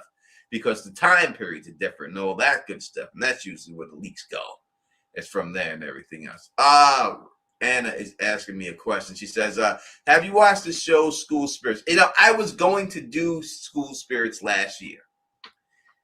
I was going to cover it. I watch it all the time. I watched it. And I've been watching this season too. I was going to do it. And I did not cover it. But maybe we'll cover it this season. I love School Spirits. Maybe we'll give it a shot and we'll put it in there. Maybe I'll do it and see where I can get on it and do it. Who is that? Pete Easy. A good buddy, Pete Easy. Pete Easy. You're not allowed to show mine. I don't want my show. Don't worry. I think you go last anyways. Yeah, I do go last. I'm last. I'm definitely last. Pete Easy. Look at Pete bragging and shit. Got his heads out and everything else. Look at Pete Easy. Yeah, he's holding on. He's holding on with the upper body strap. The bull ain't moving though. Like the bull just stopped for 3 seconds for him. That's soft. That's soft. And if you wonder who Pete Easy is the guy who makes the Familia shirts for the Dom Tony Teflon. Yep. So all the shirts that I have and everything else, when you see all the merch and everything else, Pete Easy is the guy who does that for me. That's who just got thrown off the bull right there. People like Tony is shy about it. I won. I ain't got to be shy. I won. I'm not not shy at all. I won, God damn it. But I don't need it shown. I don't need it shown at all. If I show it, it has to be something like stupendous has to come out in order to see the Don in the winning round. And that's another thing that made it great too, Phil. I was last to go, and I won it. And everything else. Like, come on, we need proof. Lauren, you got proof. You know what the proof is. You already got your proof. Yeah, she was there. Mm-hmm. She got a proof. I walked away with the trophy and gave it away. I had the trophy. I gave it to this guy in second place because I was like, I don't want people to think it was rigged, so I don't need. And I told people, I said, when I ain't gonna take the trophy, and I gave the trophy away, and I took the blanket. I took the second place blanket and got rid of the trophy. Was it a Nancy T blanket? Yeah, it was a Nancy T blanket. Nice.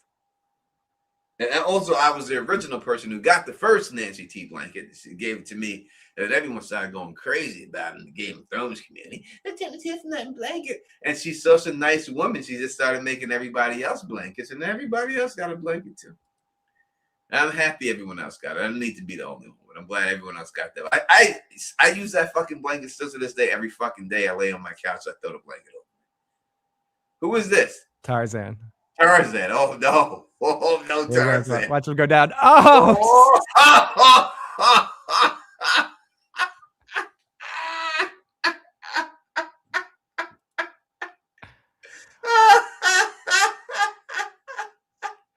He went down hard.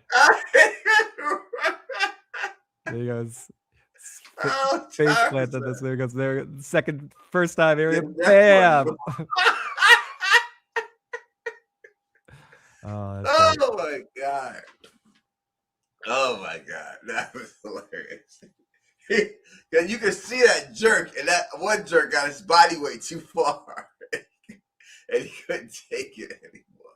All right, back to From. We're going to talk here about From.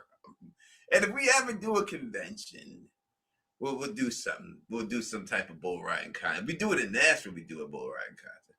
We just need to do it. That's what it has to be. And it just needs to just get done. And it just needs to, I just got to stop overthinking it and just say, we don't need fucking celebrities to be there. If all of us just friends show up and all of us fans, we can just have a good time with us. Absolutely. We could just go and hang out in the hotel or rent a room and shit to do some panels and shit. And then we'll all go out to Nashville on the strip in the bar and just fucking hang out and have a fucking good time. We don't need celebrity people to go and everything else like that. Or we force people to come up here and go to Atlantic City or something, or Foxwoods. Yeah, we could come up this way. If people wanted to come up here, we go do the Atlantic City. Whatever people want to do. But we just need to do it. And that's just the bottom line. We just need to just make it happen. And that's just the way it goes. You know what I mean? And we got M. Gherkin say, M. Gherkin, what was your theory, M. Gherkin, that you said that? Let me hear your theory. Because you heard mine, but what do you think of this? Please. If you did put it, I didn't see it, and I'm sorry. Go ahead. Put your theories out there. Let me hear everybody's theories. And I'm not anyone to shit on anybody's theory. Because I think everybody who has an opinion is relevant because no one knows what the fuck it is. Yep. And so I respect all theories and everything else. Debbie says, do it in New Orleans so you can come. I would love to go to the Big Easy. I have dreams going to the Big Easy. Phil's been there, almost got kidnapped and killed. It wasn't for me. I have that video too. I have that video too. People say, what happened to Vegas? I do Vegas too. I would do I put it like this. I would do what is ever easiest for everybody else. I'm not worried about myself getting anywhere. I would just need it in the spot that everyone else is comfortable going to. Everyone else, like it's in a location, a central location that everyone can get to, and it's easier for them to get there instead of somewhere else. I can do it I'll go anywhere. I don't give a fuck. I'll be there. You said I'll be there. It doesn't matter if you said Alaska or whatever. I'll go anywhere. I'll make it. Guaranteed. That doesn't have to be anything else like that. Julie B says that we don't need celebrities. It's just be the familiar. You goddamn right, the familiar from the building. God damn it. is in the building and all of that. Fucking Alf. Do you know they were supposed to do an Alf comeback show? It was supposed to happen. Do you ever see the Alf finale movie? It's so depressing. Like the family isn't in there. It's just him getting interviewed by the military the whole time, and then he like tries to escape and go home. But yeah, no, Alf. The end of Alf is a nightmare. We could do a whole discussion on Alf. Definitely. But I watched the fuck out of that shit. I watched the fuck out of Alf. Oh, I remember there was this black kid that was in my. I think Alf came out when I was in 6th, 7th grade. And it was this black kid that everyone thought looked like Alf, and his nickname became Alf, and still to this day we call him Alf. And Red Lipstick Club, you are 100% correct with that. That's so weird and depressing as as everything leads to the extinction of the dinosaurs. They just sit there in the house with they pan out. They're like, and now they all die. It's a horrible conclusion to a pretty funny series that I actually enjoyed, the dinosaur series. Yeah, Octomama died and everybody died. Just killed everybody off. Lawrence Corner says, who needs celebs when we have Tony hyping, trash talking, and keeping the party going? You goddamn right. Not the mama, Lauren. Debbie. Not the mama. I love you, Lauren. That's why I love you. Because you got it right. You goddamn right. And it wouldn't just be me. I'd bring all the other YouTubers who wanted to go. They could show up too. They could have their own panels and everything else. It just doesn't have to be me. It would be a whole gathering of all the From community. And that's all I would want it to be. But that's it. That's the way it would be. And if it was done that way, all I would need, I'd do it just to give me the money for the rooms that we rent. And if I break even on that, I don't want no profit. I don't want nothing. This, so I don't have to come out of pocket for all the rooms. For the big room and stuff that we all have to rent, and then that would be it. And as soon as that price is hit, I would just cut it right off and be done with it, and that would be it, and it'd be a done deal. We'd have a great time. Tony, what do you think Randall will role? I think that Randall, Julie, and Marielle, we need to know what the fuck they were screaming at. I think when it comes down to it, that's the only mystery that surrounds him, really, is why did they save him? And what the fuck were they screaming at what did they see in that room? Because that room ties to Martin. Because they're in the same room that Martin was in. And from what it seems that that's the experimentation room. Right? Because we know that their physical bodies were somewhere else while they were chained up there. So Where was Martin's real physical body while his body was chained up there? And then he died in that room, so we got to assume that his physical body died also outside. We don't know that to be true. We don't know if that's exactly what happened, but I am assuming that's what happened. That's why he wanted to die. So we have to figure out exactly what experiments are being run, why they are being run, and seeing that he was there for a long time. He had the long ass fingernails and everything else. And was he being controlled on the outside, and he couldn't stop himself from being controlled, and that's why he wanted to be killed? Are they able to put these worms, these extraterrestrial parasites inside of their body and control them from there? And then have them control their soul or whatever. Let's say soul, spirit, for a lack of a better term, and control their physical body somewhere else, right? So if it's something like that and that's what's going on, then we could see how the military would use this to their advantage to do everything, because they can just get someone's soul, get them in that room, and they could have them affect world politics and do anything that they wanted to do with it and all that. So I think it could be a situation like that going on there. Now, also going into the dream situations, we talked a couple of points tonight about Nightmare on Elm Street and Nightmare and stuff. Yep. Is the Man in Yellow Freddy in that equation? And added on to that, are we going to find out in retrospect this season that he was responsible for several other things that we didn't know he was responsible for? Was he ultimately going to have been the voice on the phone with Jim? He did say he was, right? So we know that. That's what I thought. Are we going to find out that so many different things. Like he was the one that was torturing the three of them. You're talking about the three of them. Like that was all being sort of led by the man in yellow after the fact. We'll see a flashback to him doing that at a different point in time. Or did he get unlocked somehow at the end of the season? Well, when the words that were said was by Martin was they're coming back. So it's multiple people. It's not just one. Yellow. Yeah, because he said, "Oh, you got to hurry up and get out of here. They're coming back." Mm-hmm. And so it's multiple people. Now, those multiple people could just be scientists, experiment people from the army that are coming back who are doing this. Martin was from the army, right, and everything else. So it all makes sense that that's what's going on there and everything else, you know. So the man in yellow, I think, was unleashed because of the song.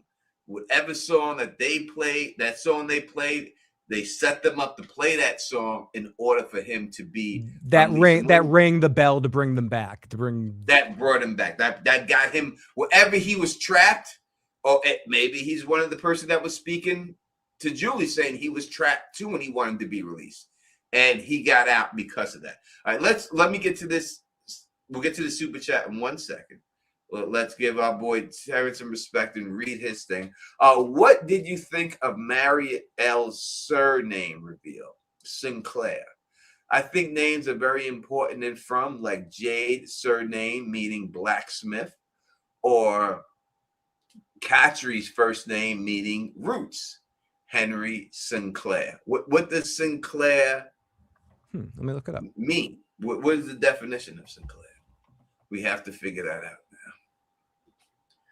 What the definition of Sinclair. I agree. I think names are very important too. And I do think that sometimes writers do stick them in there to mean stuff. So it could mean something. The name Sinclair, Norman French and Latin, origin meaning holy or bright light, derived from the Latinist Sanctus Clarius, is originally a habitable surname for those in the St. Clair Epi in Normandy, later becoming a Scottish noble full name. Yeah, she's a crackhead, so I think she's out of here.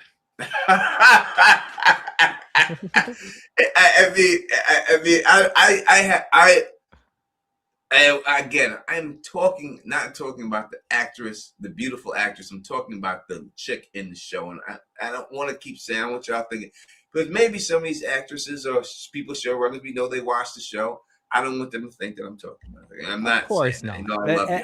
Actors know that they actually. I think actors really do get. They're actually proud that you would, as someone that has done a little, like you're proud that somebody like cares about your character enough to hate you.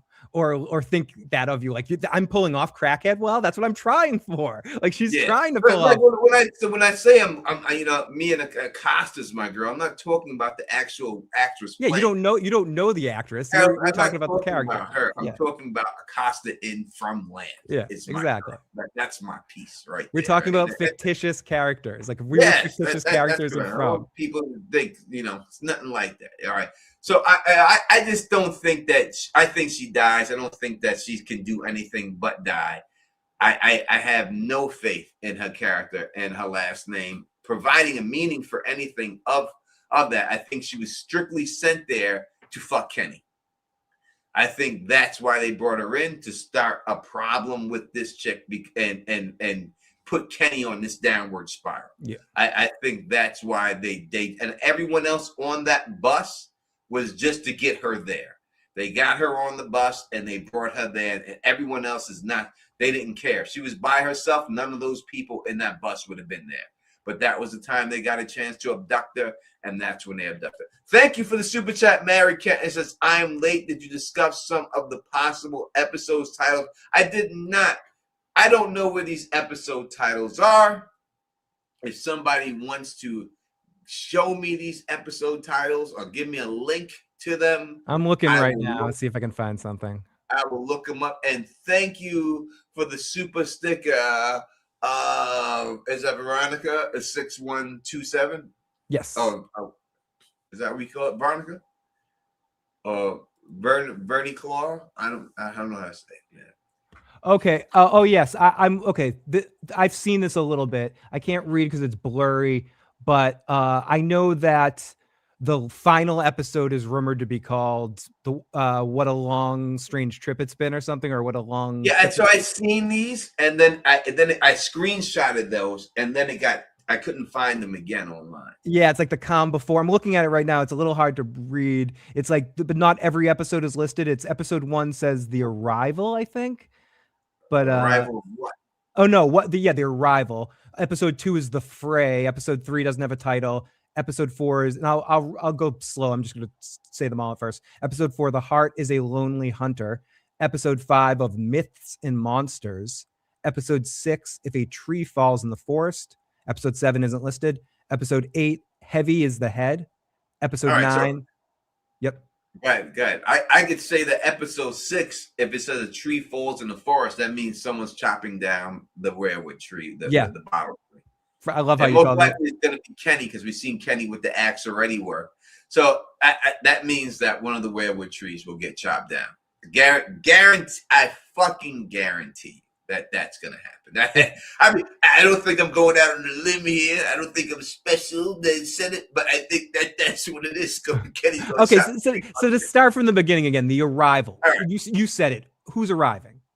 The one that's arriving is it could be the man in yellow's arrival that they're touting, or it could be Eloise' arrival. But it most likely is the man in yellow.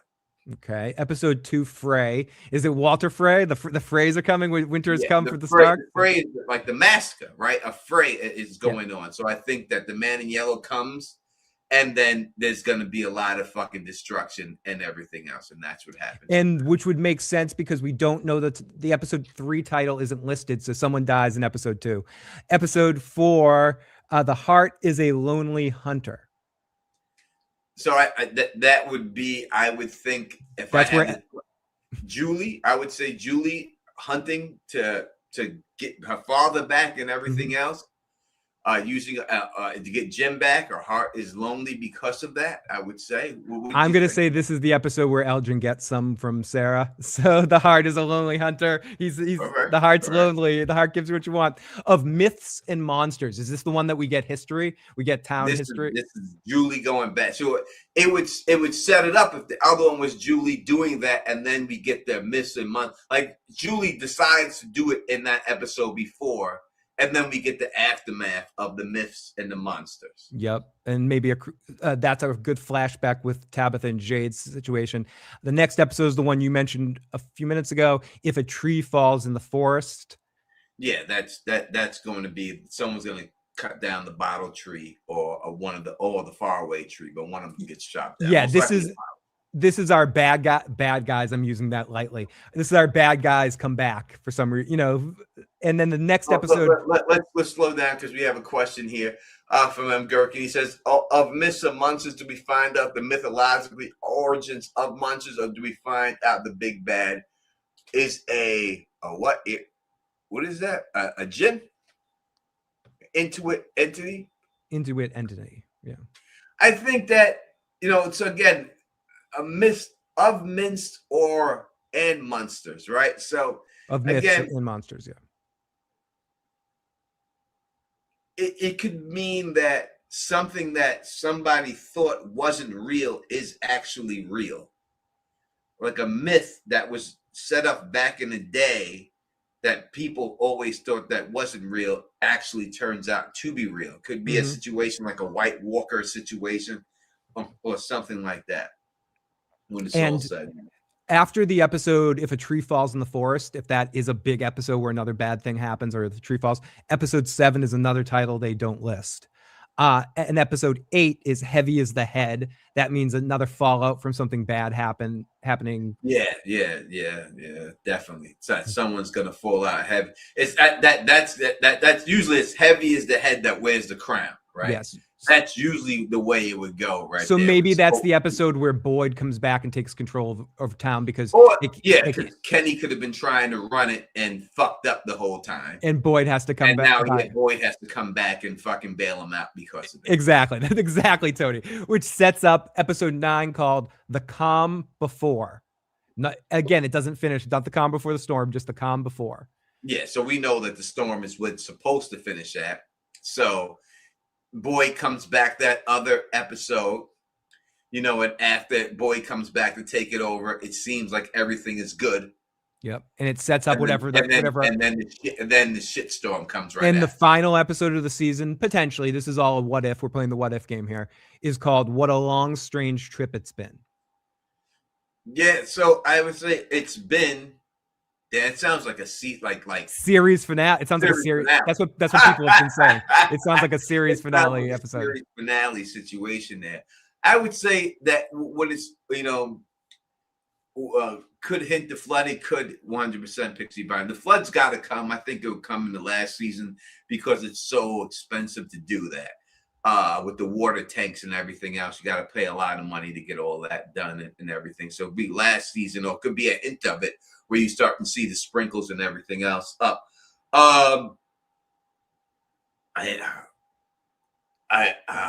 Maybe Victor takes acid. I think that what you're saying it could be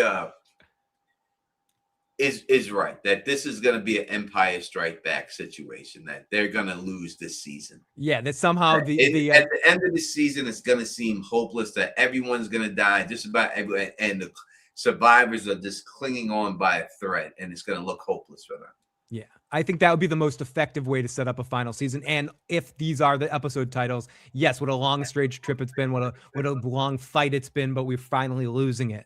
Like we're in a no-win situation here, and or it could just be Victor taking acid all episode with Jade. I mean, the two of them could take mushrooms or something. Like, who knows? It could be 100%. And it could be a tribute to the passing of the dude from the Grateful Dead. Rest in peace, Bob Ware. Oh, terrible. We lost a lot of good people, man. I watch the Grammys and I see all the people that passed away, and it's just sad. And then Rob Reiner and all this, that. Now this lady's who's on TV's mother's kid. I hate this world, man. Yeah, I really can't stand it, man. That all this craziness is going on and stuff like that. People are asking, is Julie B going to be on after me? You have to ask Julie B that. Is she still in the chat? I don't know. Yes, there she is. I don't like that title of the episode. Sounds like a series finale. Yeah, totally, Julie. It sounds like it's complete series finale. It definitely sounds like a series finale. I don't know. You have to ask Julie. She's going to be on after me, and stuff. But maybe, and she keep the party going. Go check out Julie B Deep Dives. Keep the party going, because we will wrap this up in about 10 minutes. Do a 2-hour stream for y'all. And then I want to keep going, but I got to work in the morning, unfortunately. But we'll be back tomorrow night.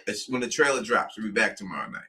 You know what I mean, and all that. So we'll definitely do a trailer, go through the trailer and all that good stuff tomorrow night, and everything else. So yes, Julie said she's going to be live at 10:30 p.m. EDT and all that. So Julie B will, if you want to keep the party going, go over to Julie B Deep Dive channel. And that's what it is. We're not leaving right now, Jackie, but good night if you are, and everything. We'll see if we get Terry Matheru on here. We'll try to get him on, definitely. The drop his theories and everything else. We'll see the trailer tomorrow, and we'll see how it all works out and everything. It's a scale of 1 to 10, Phil, on this trailer. How excited are you? I'm very excited just to kind of see where they're at in this show, because I feel like it's been so long. This is the longest break that we've had so far between like getting something from this show.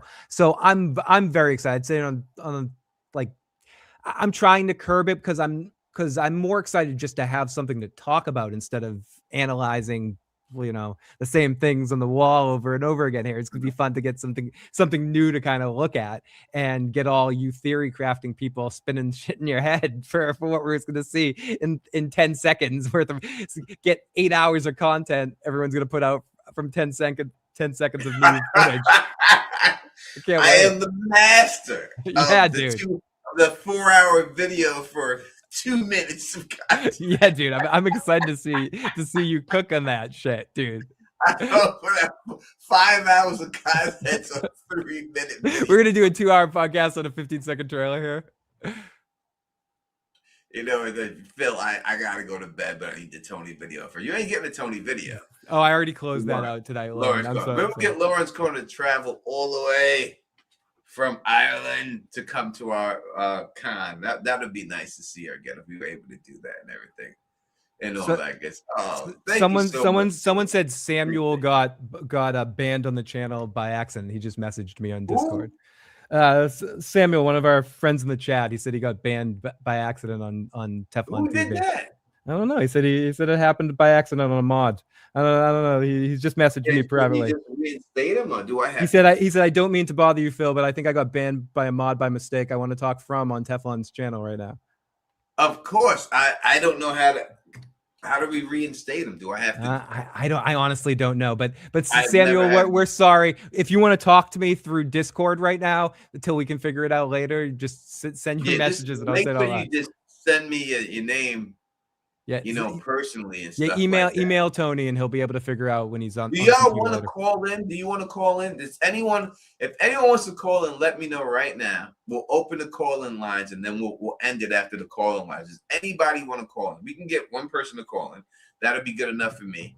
We're gonna stay 10 minutes no matter what, but even we'll go a little bit longer if people are calling in. But if anyone wants to call in, drop a theory or anything like that, let me know right now, and I will definitely facilitate that for you if you want to call in. If anyone wants it, let's say yes, I want to call in the chat, and we'll put the number up and we'll get that in there for you. Does anybody wish to call in to the show right now?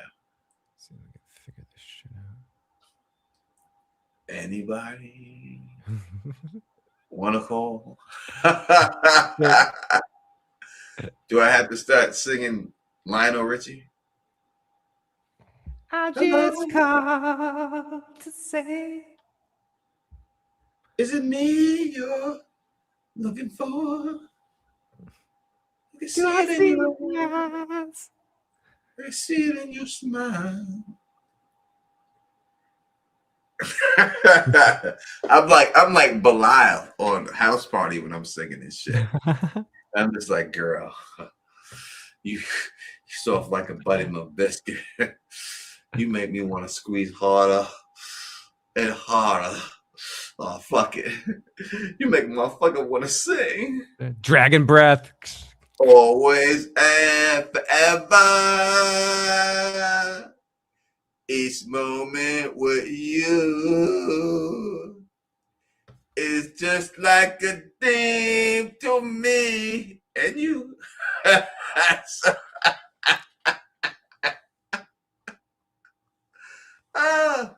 Oh my God. Always and forever. Always and forever. A long time ago. Always. That's my girl. I have no one in here that says that they want to call. You know what song real quick? I was watching the Grammys and I don't know any of this new song. I'm not into this shit.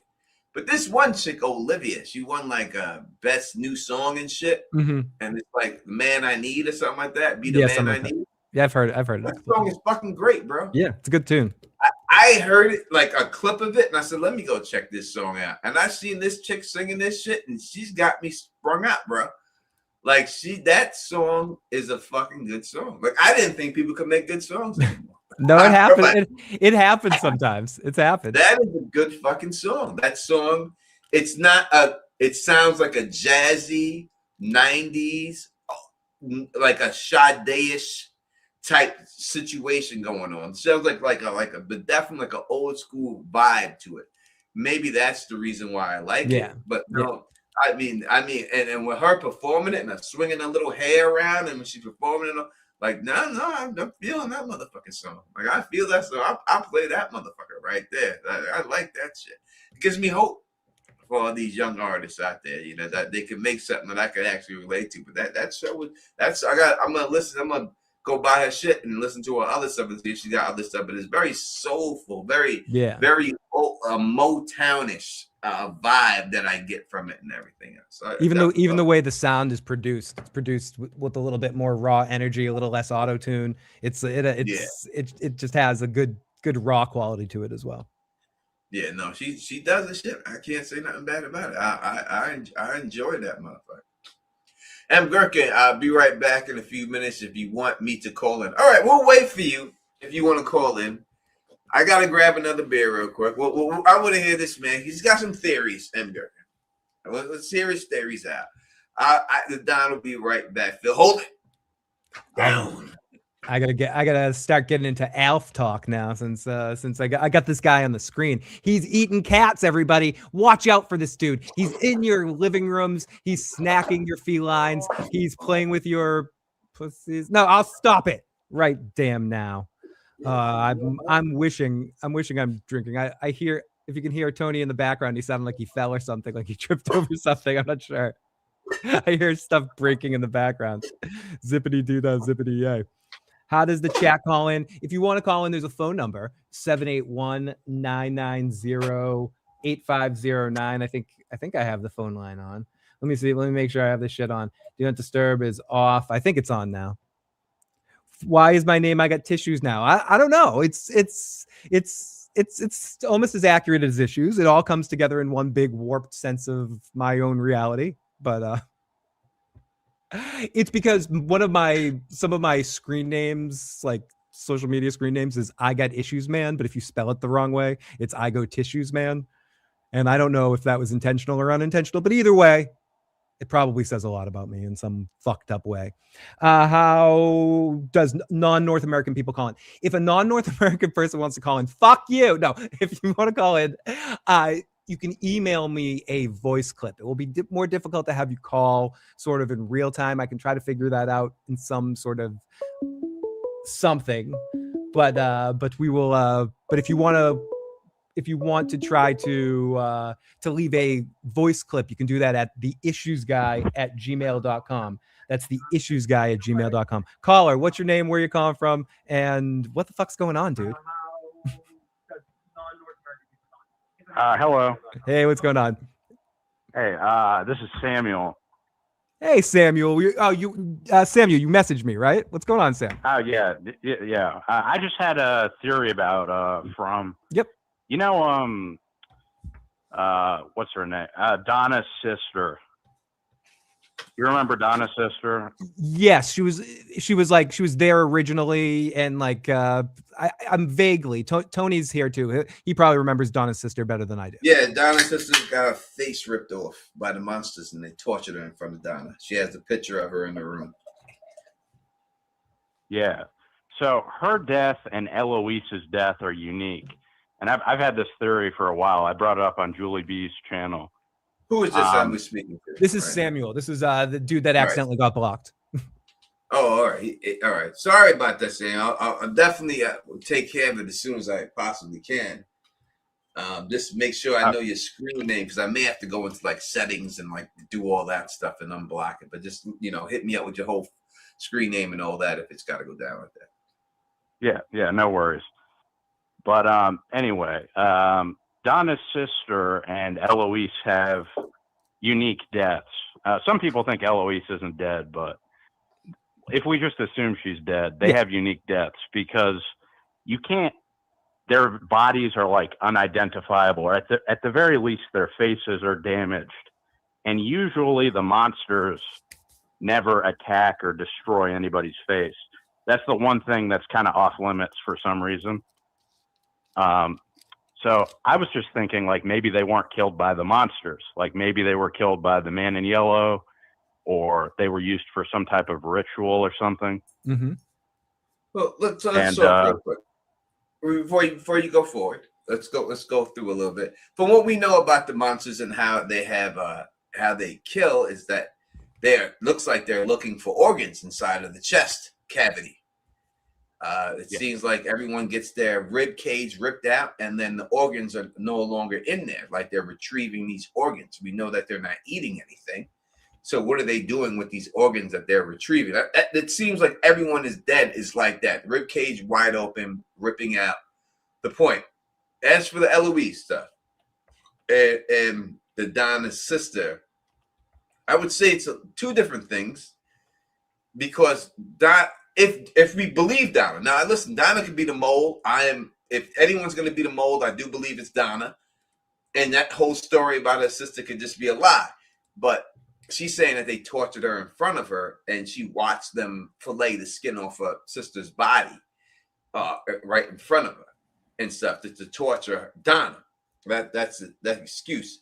I do think that the fact that they said it was just pieces of Eloise and he couldn't identify it, they're setting up that she's not dead, in my opinion. That would be the only reason, because they really just wanted her dead. They could have said, yeah, I found her body and I buried it with a rock. But the fact that they're saying that, and Victor points out that, you know, there was so many fragments, and it meant there was a lot of people killed in that day too, you know, that he couldn't identify it as her, but he just thought it was her. Maybe because something was by the body that could have been hers, and that's what he thought it was. So I think it could be a little bit different in that whole situation. But please continue. Yeah. And, you know, about the organs thing, I heard a while back that, like, you were talking about how they take the organs and they eat them. No, they don't eat them. I don't think they eat them. You don't think they eat them? No, I think it's an experiment. I think that they're experimenting. They're pulling the organs out to use them to find out if the experiment's working. Okay, yeah, because you subscribe to the alien theory, right? I made up the alien theory. Aliens? Okay. I love how he said that to you. Aliens, okay. Yeah, that's right. You're gonna you're gonna eat that chip tone. We'll see. I'm not running from it. I love it. Good, sir. Okay, I kind of lost my train of thought, you know, because, you know, aliens, but I enjoyed calling in. No worries, buddy. Thanks. Thank you so much for calling in. Great call. Listen, anyone, I'm not saying, Phil, I don't want anyone to agree with me. I don't want to be agreed with. Yeah, it's more fun this way. I don't want anyone to think that that's what it is. I want everyone to think it's not. Because I've learned from theory crafting all these years that the more people that agree with you, the more wrong you are. I've learned that a long time ago. So I want to be the only one who thinks this is the case. And I want everyone to disagree with it. That would make my heart set, because then I know that I definitely got this motherfucker. Idiot. So we shall see.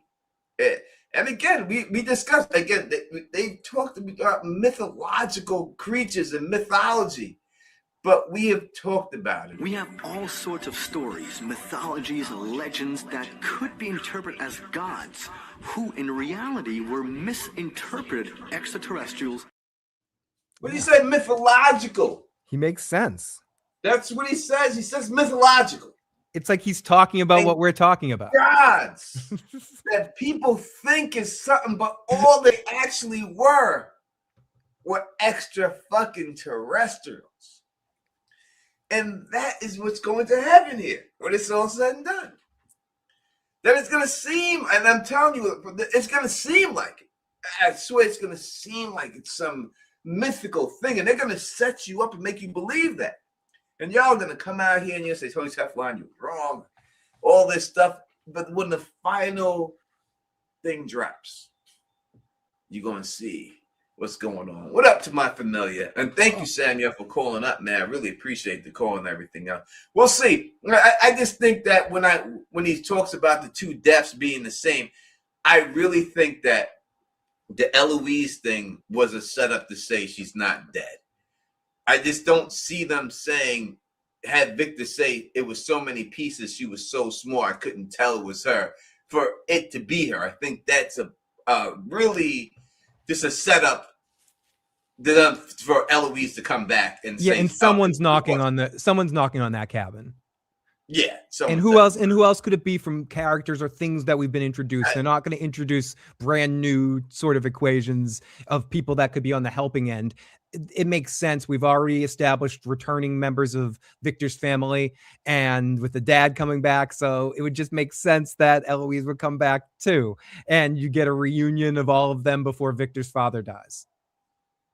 And maybe Yeah. Eloise kills Victor's father. Maybe she's drinking the Kool-Aid. She's under the Man in Yellow's control.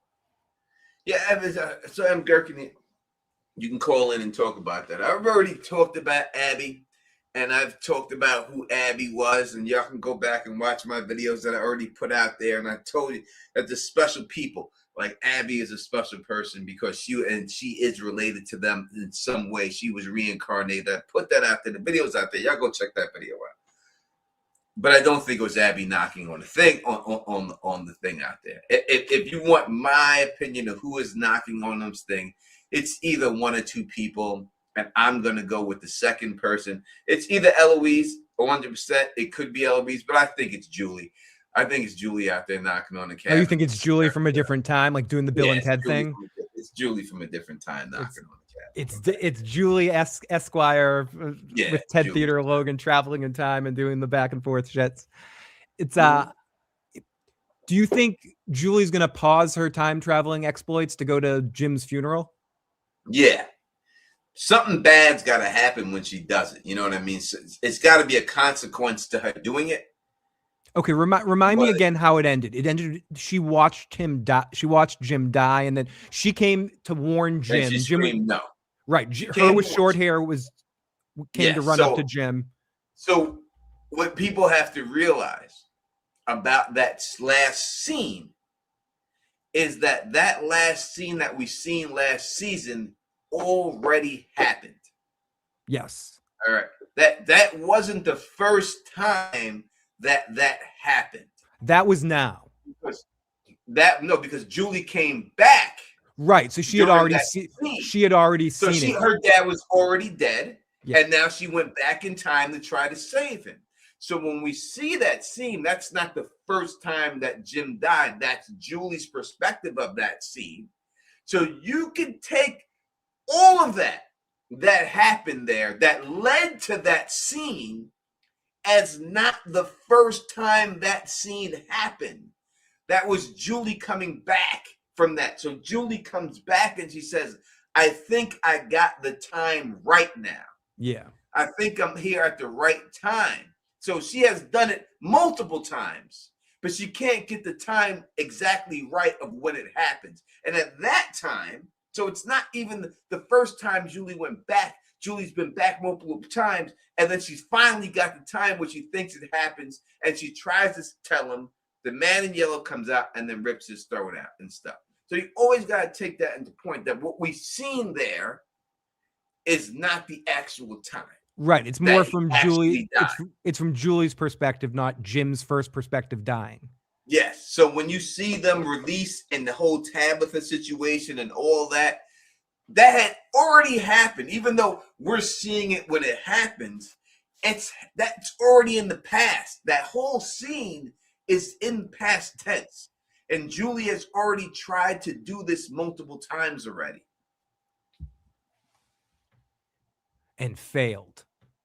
Mm-hmm. Because they've established that time, she says, I think I got the time right. So there has to be a way for her to travel to specific times, and she gets better at it. But she may be able to it has to be like a catalyst to get her to those times. You know what I mean? Can she actually affect the past? Can she change what already happened? They kind of twiddled with that last season. She might be able to go watch these things, but it's a causality loop that no matter what happens, what's to happen is going to happen. Like she actually has no real control. They have those things like Doctor Strange and Doctor Strange's thing, like, and when they do the time travel things, like there are certain quantum leap in time that no matter what cannot be changed. Yeah. Exactly. Quantum Leap talks about that stuff. Definitely happen. You can go back as many times as you want, but no matter what, that point of time, that one thing right there can't be changed. Yeah. Certain central moments that you just can't affect for whatever reason. Ash is like series name is From Ash. If you never watched it, it's From. Definitely take a look at it. And thank you for supporting the channel and watching without even watching the show. It really means a lot to me. Yeah. I mean, we have over 100 people watching. I mean, that is great. First time we've had over 100 people watching in a while, Phil. It's been a while. And He stuff. did. He Thank did. you He so changed some stuff, but he often would talk with Ziggy, and Ziggy would tell him the computer. Ziggy would tell him some of the things that he couldn't actually change. But he did, and Al would be like, "You can change this, this, and this, but you can't touch this. You can't do this. These are central things that need to happen." The whole point of the quantum leap was righting what was wrong, like correcting a moment in history that should have gone another way for whatever reason didn't go that way. But there were some things that Sam couldn't do. No matter how hard he tried, he couldn't stop certain things. He tried to stop. So it could be a situation like that. Ethan does tell her that you can go back in it, but you can't change the story. Yeah. He tried to save Al's wife several times, and he couldn't save her. Because she was talking about, listen, I can go back in time. I could save Kenny's mom. I could do all this. And then Ethan was like, you can go back in time, but you can't change the story. Right? So it could be a situation like that where you can't change the story. But there are probably fixed points in time you can't, but there's going to be some. But how can I say it? You can learn something about the past and pass on that information to somebody else that may, like, she physically may not be able to do it, right? Say she can't do it, but she can pass on information to somebody at a different time period, and then they do it. You know what I'm saying? So you think she she could pass information off to Ethan that could use it to talk to the boy in white and cause some sort of, or Victor, and actually do something with it? Yes, like say she wanted to save Ethan's mom. I mean Kenny's mom. She goes back to Ethan, and Ethan actually believes who she is, and she goes, "Listen, I'm from the future. This is what you got to do. Don't go outside to save that goddamn fucking goat. All right, if you go outside to save the goat, she's going to die. Don't go out Let Billy die. Let Billy the goat die. The goat goes out there. He doesn't rush outside. Miss Lou don't rush outside. She stays alive. It could be a situation like that where she physically can't do it, but she can give information to help change the story that way. And yes, you are right, Pixie. And yes, people that wanted to know that, thank you for the announcement. Anyone that does care, HBO did push up Dunkin' Egg to not compete with the Super Bowl, which is smart. Yes, it'll be on Friday. Comes out Friday night. Yeah. Dunkin' Egg. It'll be out Friday and stuff like that. So if y'all are interested in Dunkin' Egg, it'll be out this Friday. I mean, compete with the Super Bowl. There's no competing with the Super Bowl. No, not even a little bit. You know that, and Dunkin'. I'll do something on Dunkin' Egg on Friday. I enjoy the show, but I enjoy the show. I'll get into it more on a different thing and everything else. But we're talking this right now. I guess it depends on what the story is. Like will Megan's dad change the story? Probably not. But saving Victor's mom, Tabitha, would change the story. But saying Victor, yeah, but it does change the story though. If let's say what happens. Let's try to go. Oh, we got a call. Area code 503. Welcome to the show. What's your name? Where you calling from? And what's your question or comment? Yeah, this is Michael. I'm working in chat. Hey, what's going on, dude? Yeah. So I guess what do you want to talk about first? No, what do you want to talk about? You call him up? What do you want? I've got a theory on Eloise, and then I've just got some other theory stuff. Let's go. Go with Eloise first. Okay. So Eloise, I personally think it was Abby. The reason being that in front of the diner, she clearly has memories of being in Fromville from her dreams as a child, but we know that she's not one of the two parents that was reincarnated. So I don't think that was like a past life recollection. I think it's actually a legit memory from having been there in Fromville as a child. So I think that at some point, probably when she went after her mom out of the root cellar, that she escaped back to the real world. Personally, I think that she had like amnesia or dissociative identity due to basically seeing her mom get gutted by Smiley. And so she essentially grew up with basically just a different personality and became Abby, who then got pulled back into the Fromville when the new cycle started for Jade and Tabitha. But since the previous cycle had ended when Christopher and Miranda got killed, basically she didn't get pulled back in at that point. So that's just kind of my theory of how that might have worked. And I think she was about the right age, because we know that Boyd was in the military for about 30 years. So he'd be around 50 or so, which is about the same age as Victor. And so assuming she's about his age, then they'd be roughly the same age to be brother and sisters. That's kind of my logic there as far as that All right, goes. so all right, real quick before we go into the next, what I want to say to you, all right, is this: number one, don't sound non-confident when you're saying it. Don't speed through it. Say it nice, just let people hear you, because your theory is not it's on point. And I as I said, I do believe that Abby was the target when they got stuck in there with Boyd. I don't think they just like I say that Christy's girlfriend, everyone on the bus that it's in there was just in there because they wanted Christy's girlfriend. I think they wanted right, and the other people in the vehicle were collateral damage. That's all collateral damage. So anything they bring, it was not meant. They wanted them, and they definitely wanted Abby. And Boyd just happened to be there, and the son happened to be there, but they were after Abby because it's obvious that when she's in there, she says that she's seen this before. Basically, like she whispers it to herself that she's there. So her being she told it to Ellis in front of the diner. Yeah, so her being reincarnated as Victor, it makes 100% sense. I would not.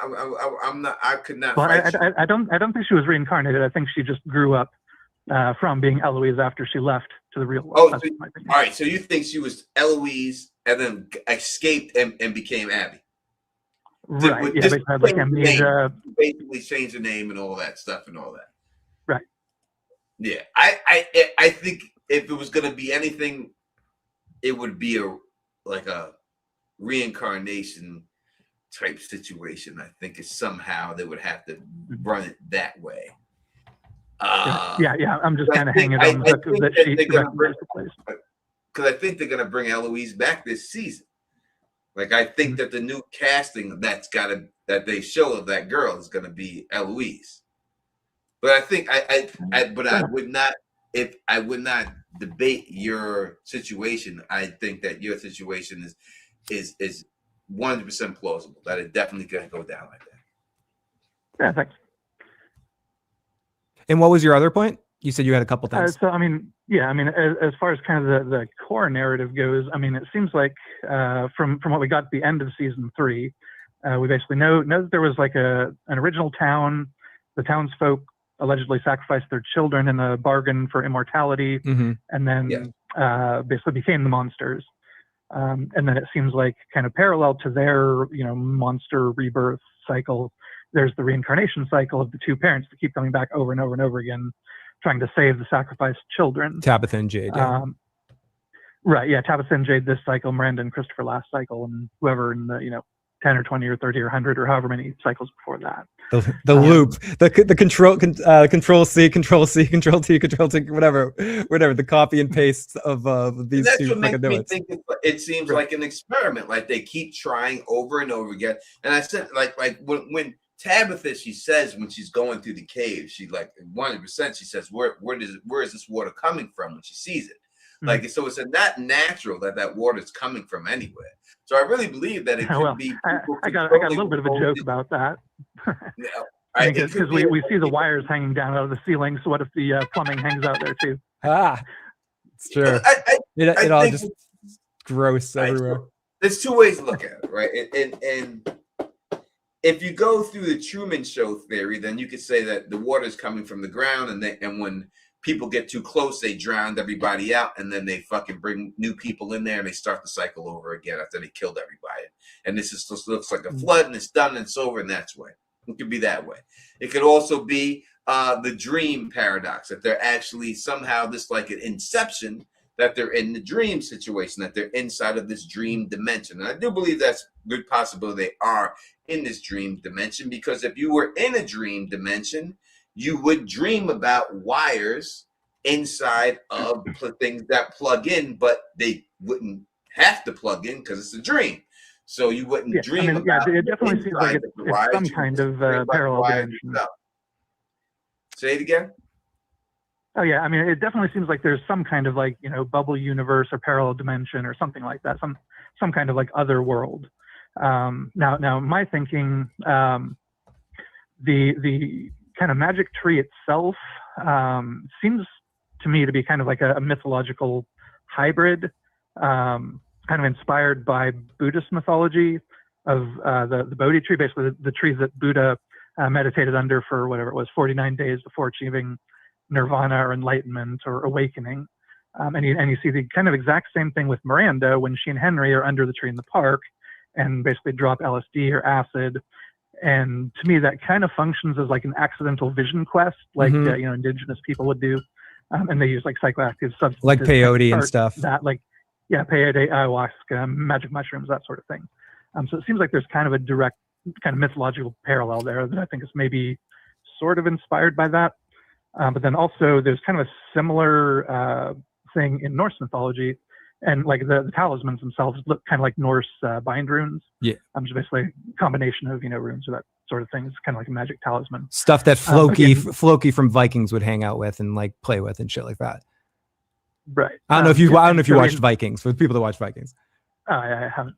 But in Norse mythology, there's the world tree called Yggdrasil, and kind of its thing is that it basically connects the 9 realms of existence, and 3 of its roots, I should say, it has 3 roots, which I think is kind of the root sign is kind of a allusion to that.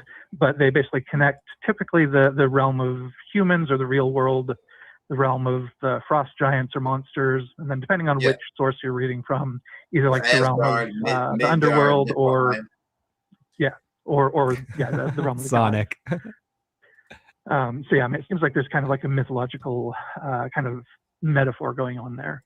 Hey, listen, and I've heard it before, and I've heard the Thor and the Odin and all this with the crows and everything, and I understand it makes a lot of sense, and I understand what I just and I don't think there's necessarily like literal gods happening, but I mean just inspiration. There's a feast of crows, Tony. Feast of crows. Yeah, I just don't see it. I can't see them going that route. I mean, it would just, to me. But I mean, to me, thematically, it makes sense because of the reincarnation narrative, which is very, very parallel to like Buddhist mythology and like samsara and. But you're saying Buddhist mythology, then we're saying Norse gods and everything else. So we're mixing a lot of things together here. And I think that if we did that, then we could make it make sense in different things. And they did talk about explaining the mythology. And again, it could be a mythology like you're talking about, and it could be those things, or it could just be the show's mythology. And I would not tell you that you're wrong. I don't know. You know what I mean? If it's anything like that. I don't either, but yeah, right now it's what makes sense. But I do think that it has to. I just can't see the Odin twist in it. In the end, I believe that it's got to be in some type of experiment dealing with. Well, I mean, narratively, they're telling us that it's this reincarnation cycle. I mean, so that's kind of the core narrative that's going on. They're saying that there definitely is some type of reincarnation, that the people that they experiment on, they bring in the next form of that person comes back, and that you're destined to bring there to get there no matter what, right? Because of this. Well, I mean, it seems like it's just the kind of quote unquote quest that Ethan keeps referring to. Yeah, because the curse from those original children. Yeah, because the curse from the people who started this and got tricked into saying that they wanted to live forever, and this is how you're going to live forever. You're going to live forever in this monster form, and you'll never be able to die. Yeah, basically devil's bargain, jinn's bargain, that sort of thing. Mm-hmm. Yeah, so again, it could be a jinn situation. It could seem like a jinn situation, something along that line. But it could be something else that it is. It may just seem like this, but it is something else. It could be a scientist that goes back. Like, listen, if I went back in the time to when Jesus was around, and I said I could make water into fruit juice, and I had a pack of Kool-Aid in my hand, and I sprinkled it into the water, people would think I had magical ability. They were like, holy shit, he turned this water into tropical punch. I'd be following you around, Tony, everywhere. But it really is, in the end, it's just some type of technology. So I could see it going both ways. And I am interested to see how it goes. And however it goes, I'm happy to see it, because I didn't write the show, and I don't want them to do what I want them to do. I want them to do what they want to do. So I think go either way, and I'll be happy with it. But I think the things that you're saying are perfectly feasible, and I could see why you think that way, and I wouldn't be mad at it if it goes down like that. And it definitely could go like that. Yep. Thank you so much for calling in. We hope you call in all fucking season long. And 100%. if you were wondering about your headset, you sound great. Like your audio is amazing. Okay, cool. We'll talk to you next time, buddy. Thanks for calling in. There we go. And we got a super chat from Luna, Tony. So if Frum's ultimate meaning observation from different POVs can't change anything, but you can experience events. I'm not sure I read that because I'm not sure I'm reading that right. It said so is Frum's ultimate meaning observation from different POVs can't change anything, but you can experience different events. Again, I think that it's hard for me to answer that, but I think we really have to go back to what we're consistent with in this show. We're consistent with calling this a nightmare and dream realm, the dreams, nightmares. That's consistent.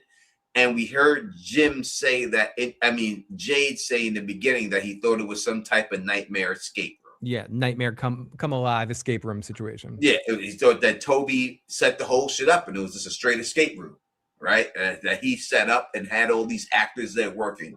I think that's what it is.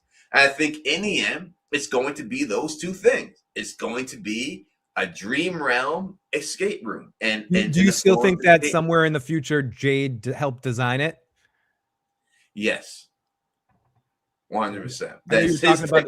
I think it's Jade's technology that allowed them to form a wormhole to go and capture some type of alien, and that alien is getting experimented on, and they're using that alien's whatever DNA and all that stuff and technology. But I think it's Jade stuff in the future that triggered this whole thing, and that's why because Jade didn't get brought in.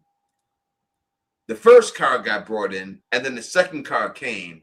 The second car was brought in by the people that are being held hostage that want to escape, and they know that Jade is the key to the soul. The whole Terminator situation, right? With the black dude and everything else who found the hand and all that stuff. Miles Dyson. Yeah, he's the one who starts the Skynet and everything else and all that situation, something Dyson. Right? What's his name? Same thing as what Jade. Jade is on that same path. Yeah, what was that character? Something Dyson. Miles Tyson. I just remember him going. That's the most iconic breathing in all of movie history right there. That's all I remember him. You do that. That's exactly what I know. And Julie, don't worry about it. I should be able to be on tomorrow too, but I know Tony's gonna be on tomorrow night too, so you can definitely call in if you can't call in tonight. Oh, I was right. Yeah, Miles Dyson. I was right. Yes, good fucking memory. Miles Dyson. Now we're out of here. If y'all want to keep the party going, go over to Julie B Deep Dive. She'll be live at 10:30 p.m. Eastern time. The Don is out of here. I gotta get some sleep. I get the fuck to bed right now. Thank you for joining us. We truly appreciate it. We'll be back tomorrow night when the trailer drops to break down the whole trailer, and I'll have a short form video ready for y'all. And the videos will be flowing for all my familia and everybody else. So again, if you like the way we do this, please thumbs up and definitely get to call in and speak to us. We'll be here all season. We'll do our best to get any actors on the show with us and everything else. I think we can guarantee maybe that Donna will come. Liz will come and Elgin will come because they're our peoples. But we'll try to get some other people on here and stuff like that to rock with us during the season. It's going to be a wild ride, and I cannot wait. My dream is still just to get. I want you and Kenny competing in something. That's what I would love to have Kenny on here. He is nervous of the Don. It's like the other dude don't want to come and breakdance challenge me. We talked to Elgin about that. We told him we put the challenge. He didn't want the work. And listen, the shape I'm in right now, bro. You should have got me last year, bro. You should have got me last year, right now. Yeah. Well, if Kenny gets some, he doesn't die a virgin. Kenny gets some. Maybe this season. Kenny's getting some. Do you know what's dying this season? Kenny's virginity. It better not be from my woman. That's all I can. Oh, it so is. It so is. She's thanking him Shut for up. helping him take over the town. Made me sound like Little Richard up here. Shut up! Carcetti is gonna get some benefits for taking over Baltimore City Hall. All right. And if you like to hear me do this, please thumbs up this, spread this across the road, of course, subscribe. Don't listen to Phillies know what he's talking about. All right, peace and stay